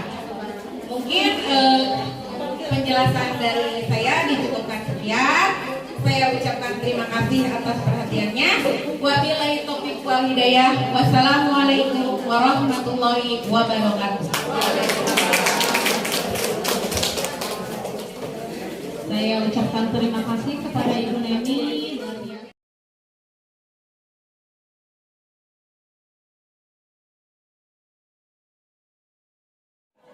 Ya, materi ini adalah tentang 5 posisi kontrol. Masih terkait dengan tadi ya Bapak Ibu. Kita akan mengenali hal-hal yang pernah atau sudah sering kita lakukan di sekolah atau di dalam kelas, dalam penanaman atau menerapkan keteraturan atau tata tertib atau budaya positif yang tadi yang kita harapkan terjadi.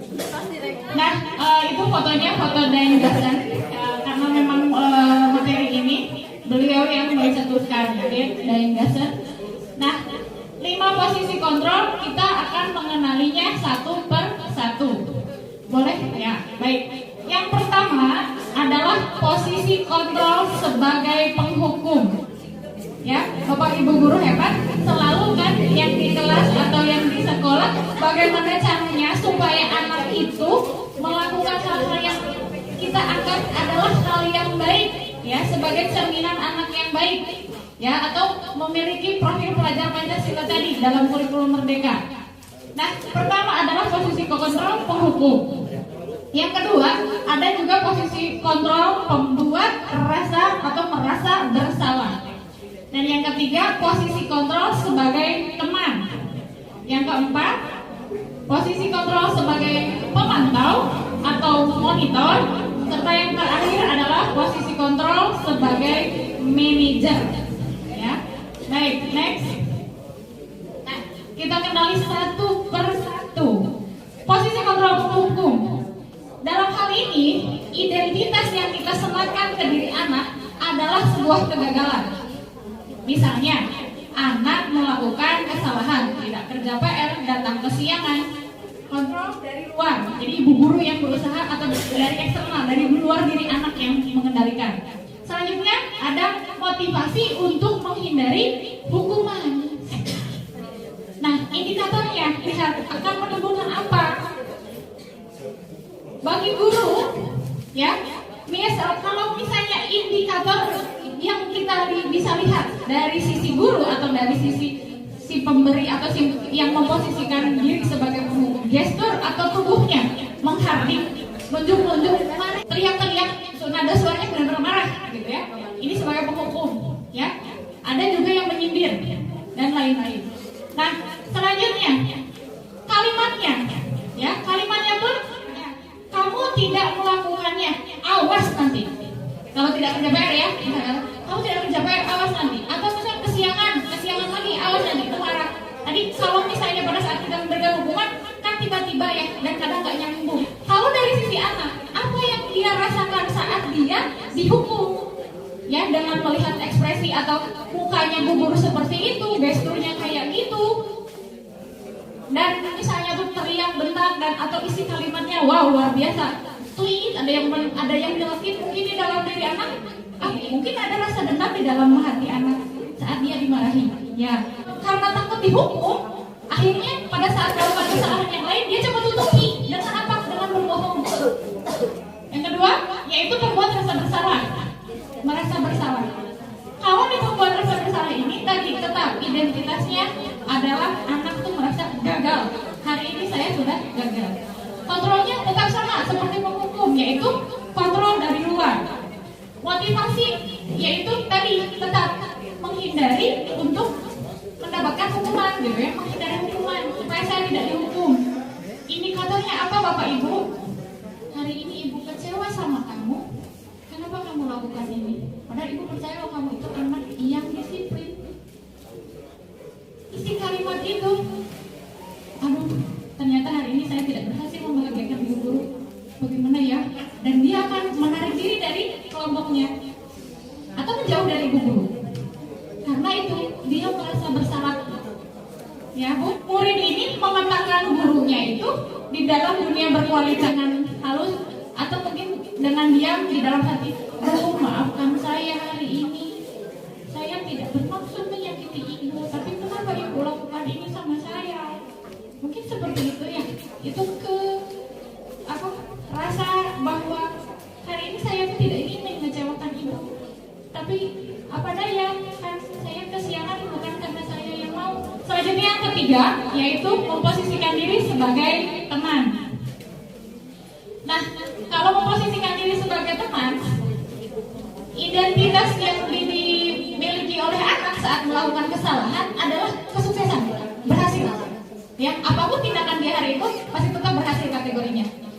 Tidak masalah, nggak apa-apa. Masih tetap yakin bahwa saya aman-aman saja, itu identitas berhasil. Nah, hanya saja kontrolnya masih dari luar, masih motivasi eksternal, bukan atas keinginannya sendiri. Selanjutnya, motivasi untuk mendapatkan imbalan atau hadiah. Saya itu kalaupun melakukan kesalahan, paling cuma diingatkan saja, tidak ada ini itu, Ibu Guru dan Bapak Guru tidak pernah belotot, marah-marah, dan lain-lain. Dan selanjutnya, adanya ketergantungan. Misal, Ibu Bapak, saya wali kelasnya Ibu A. Ibu A senantiasa memposisikan diri sebagai teman. Saya nyaman sebagai murid, saya nyaman belajar Ibu A. Giliran Ibu A-nya sakit, tidak masuk, diganti ke Ibu B. Wah, cemberut seharian. Nggak mau saya belajar sama beliau, misalnya. Kenapa? Nggak mau. Pokoknya yang saya sukai adalah Ibu A tadi. Kenapa? Karena tadi ketergantungan terhadap orang lain. Ya, sebagai teman. Indikatornya apa? Lihat, pada guru, ya, guru itu gesturnya itu membuat alasan-alasan untuk murid. Misalnya tadi terlambat.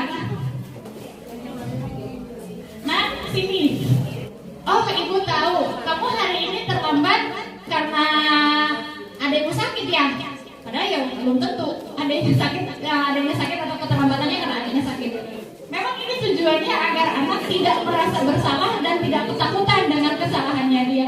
Murid itu memposisikan gurunya itu sebagai orang yang sangat penting di dalam dunia berkualitasnya itu. Pokoknya saya happy, saya bahagia, saya itu adalah pribadi yang baik menurut pandangannya jika saya ditemani oleh ibu guru yang baik. Oke, selanjutnya ada posisi yang keempat. Ini adalah posisi pemantau atau monitor. Ya, identitasnya adalah identitas diri pada anak adalah dia berhasil karena tadi sesuatu dilakukan, aktivitas baik perilaku yang dilakukan itu tentunya pasti punya tujuan, ya, didasari dengan tujuan dan tujuan orang untuk perilaku yang sama bisa jadi berbeda-beda. Saya misalnya rajin belajar karena pengen ilmu, saya rajin belajar karena pengen diambil hadiah yang tadi. Dan ketergantungan pada orang lain, ya betul. Pada saat nggak ada orang yang kontrolnya, ibu bapak guru nggak ada nih. Akhirnya ya sudah, dia lakukan semaunya sendiri gitu ya, atau tidak sesuai dengan yang idealnya. Indikatornya apa? Dari guru, dia itu menghitung atau mengukur. Biasanya nada bicaranya datang Bapak Ibu pada saat bertemu dengan anak yang melakukan kesalahan. Apakah kamu tahu apa yang kamu lakukan hari ini? Iya Bu, saya kesiangan. Kamu tahu konsekuensinya seperti apa? Tahu aturan kita apa?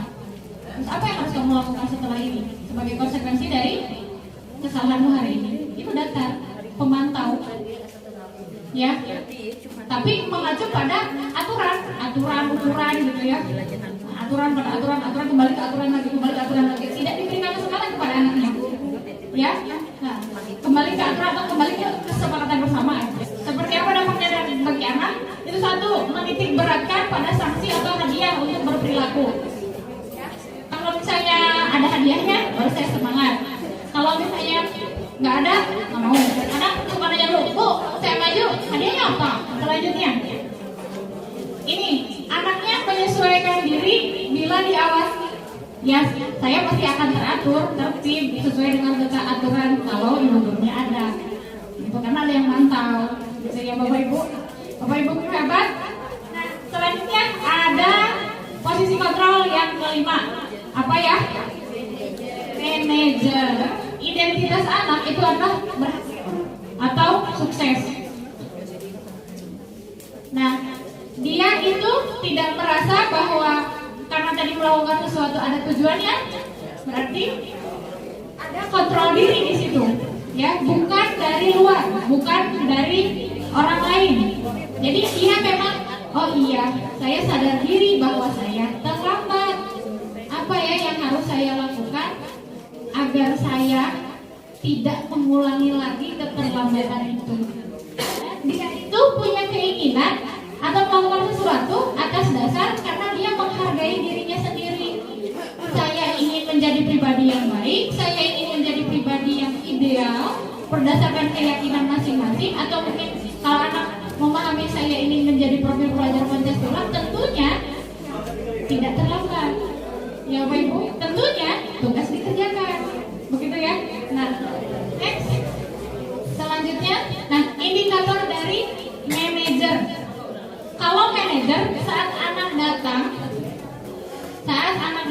misalnya terlambat atau melakukan kesalahan, yang kita sampaikan adalah apa yang kita yakini, apa yang bisa kamu kerjakan untuk memperbaiki masalah ini. Bedanya dengan pemantau, kalau pemantau itu balik ke kesepakatan kelas, balik ke aturan. Kalau yang ini, pada saat anak tadi kesiangan, Bu, maaf saya kesiangan. Baik, hari ini kamu kesiangan. Kira-kira apa yang menyebabkan kamu kesiangan hari ini, Nak? Kan ditanya ya, alasannya apa? Baiklah Nak, hari ini kira-kira keyakinan kelas atau keyakinan sekolah yang mana yang tidak kamu laksanakan dengan baik atau yang belum kamu laksanakan dengan baik? Iya Bu, saya tidak berdisiplin. Dia sadar sendiri, oh bahwa diri saya hari ini tidak berdisiplin. Selanjutnya, ya, hari ini tidak berdisiplin. Selanjutnya, baik, kamu sudah menyadari bahwa kamu tidak berdisiplin hari ini. Langkah apa atau solusinya seperti apa supaya hari esok tidak kesiangan lagi?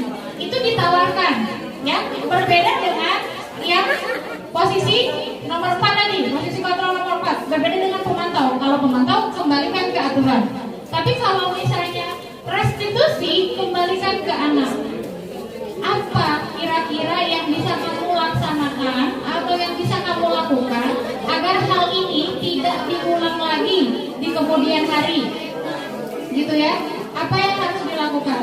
Misalnya anaknya menyampaikan, ya, Bu, untuk hari besok dan seterusnya saya minta tolong Mama untuk bangunkan segera. Pas solusi atau misalnya pemecahan masalahnya itu diberikan atau ditawarkan kepada siswa. Itulah restitusi bedanya. Jadi dia menyadari kesalahannya dan berpikir apa yang harus saya lakukan supaya kesalahan ini saya bisa perbaiki. Itu internal di dalam diri anak.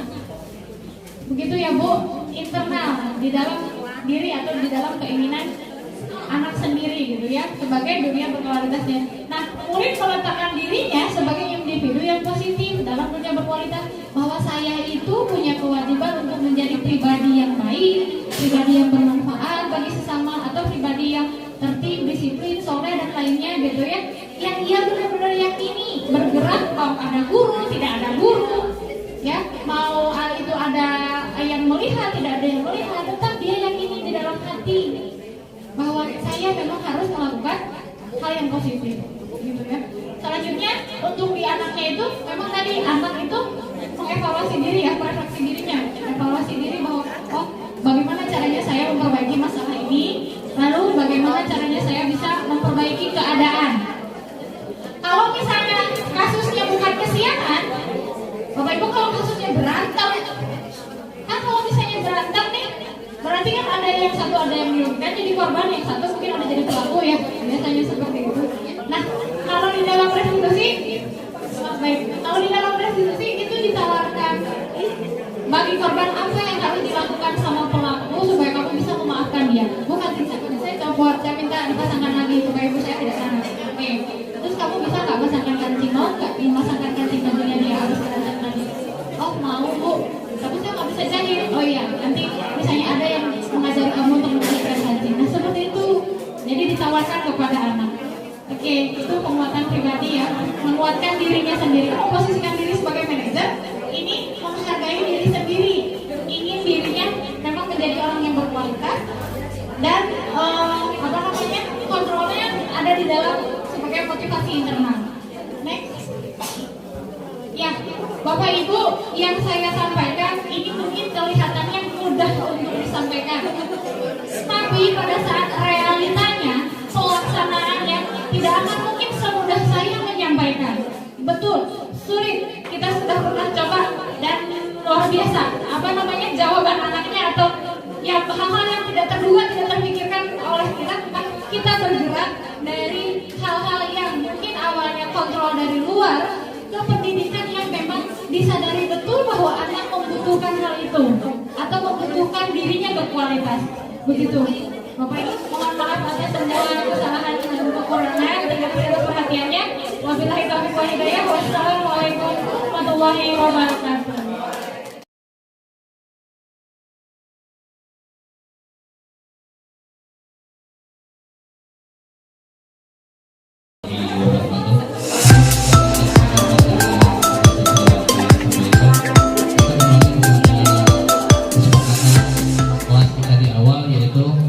Kita tidak akan melebihi jam 12.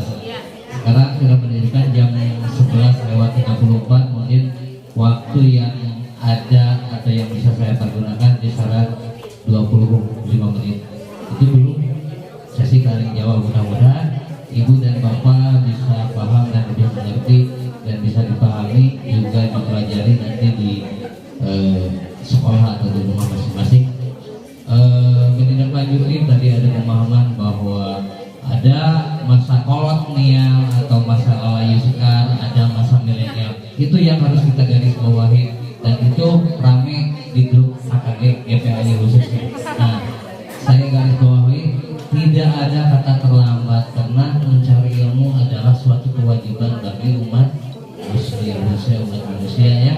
Jadi tidak ada kata terlambat. Soalnya di program guru penggerak juga yang pertama ada CGP calon guru penggerak, yang kedua ada PP pengajar praktik, ada fasilitator, bahkan ada instruktur. Jadi semua yang masih bekerja atau masih di bawah usia 60 tahun itu berkesempatan bisa mengikuti program yang tersedia. Baiklah, kita lanjut pada materi yang akan saya sampaikan, yaitu sedia restitusi.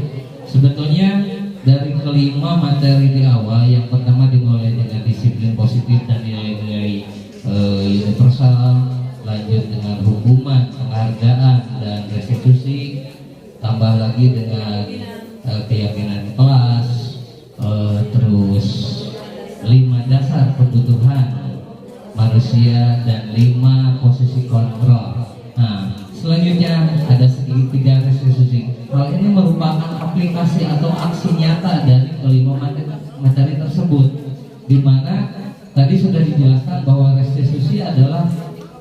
suatu usaha atau proses untuk mengembalikan siswa di dalam kelompoknya. Dalam arti di sana ada usaha kita sebagai seorang pendidik, hingga jangan sampai terjadi anak mendapatkan atau dibully. Nah, kemarin juga mungkin rekan guru sudah melaksanakan survei lingkungan, ada materi tentang bullying ya.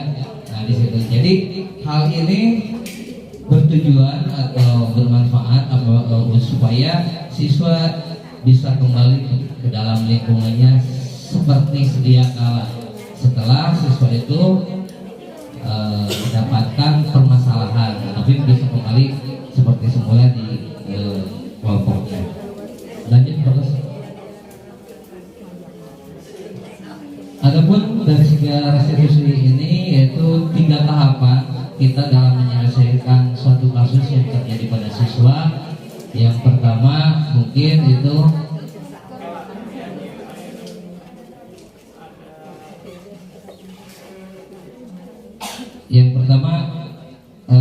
dari segi restitusi itu yaitu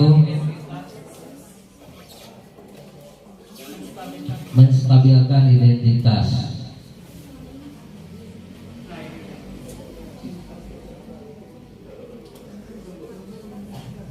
Setiganya.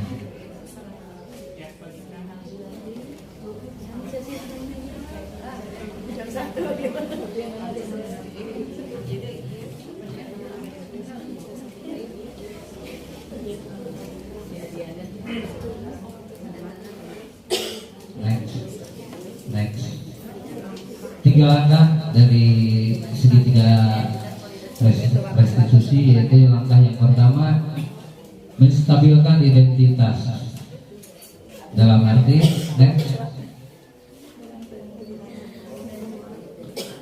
bertujuan untuk membuat anak yang merasa gagal karena berbuat salah menjadi positif terhadap dirinya.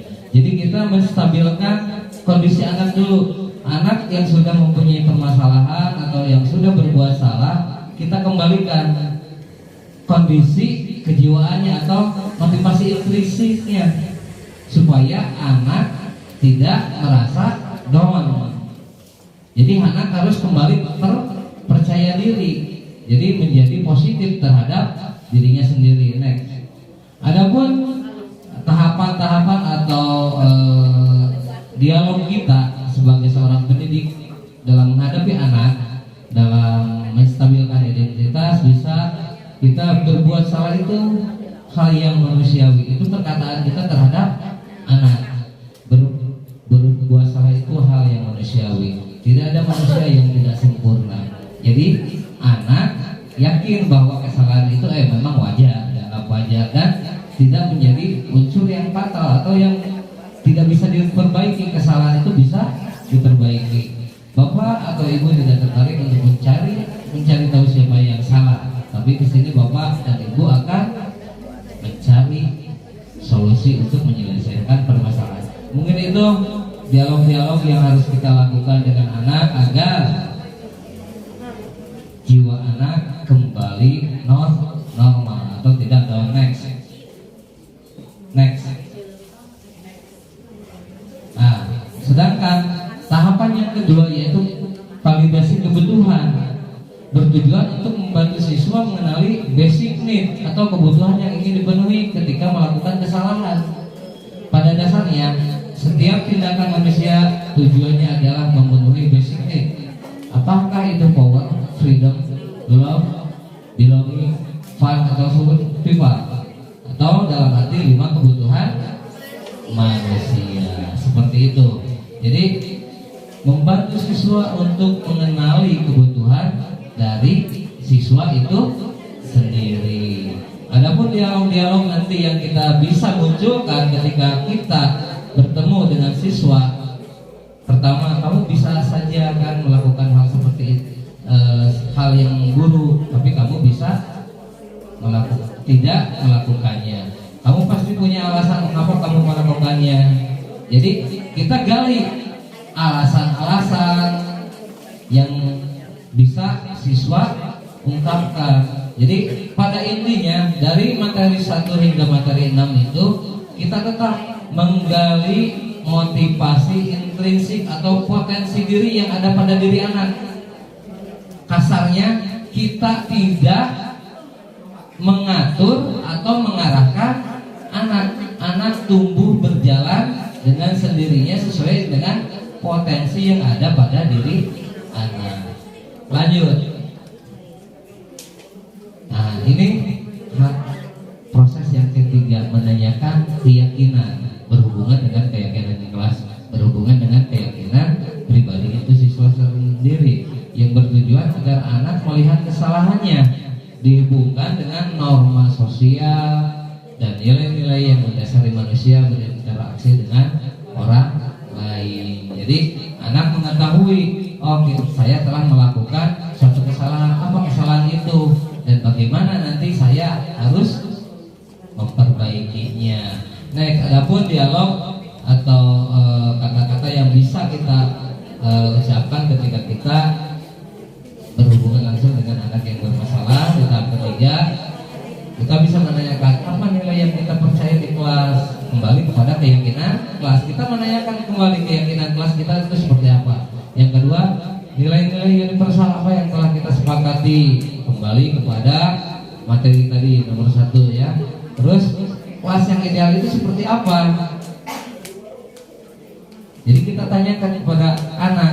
Kalau anak bisa sudah bisa menjawab pertanyaan-pertanyaan ini, secara otomatis anak pasti tahu dan pasti mampu mengatasi masalahnya sendiri.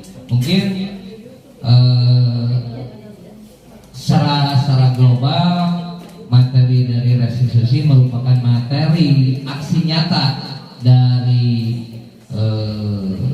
modul 1.4 ini, dari mulai disiplin positif dan lain sebagainya. Terus ada pun interpelasi 30 detik. Jadi setelah kita melakukan ketiga tahapan, kita bisa melaksanakan dialog-dialog seperti ini. Next, mungkin itu yang bisa saya sampaikan karena adanya keterbatasan waktu. Setelah kita menyepakati pertemuan di hari ini, karena mungkin panitia juga membatasi pertemuan kita berkenaan dengan berbagai hal, terutama finansial yang harus panitia keluarkan. Kalau kita melebihi jam 12 berarti kita atau panitia harus mengeluarkan anggaran untuk konsumsi. Kurang dan lebihnya saya mohon maaf. Akhir kata, wassalamualaikum warahmatullahi wabarakatuh.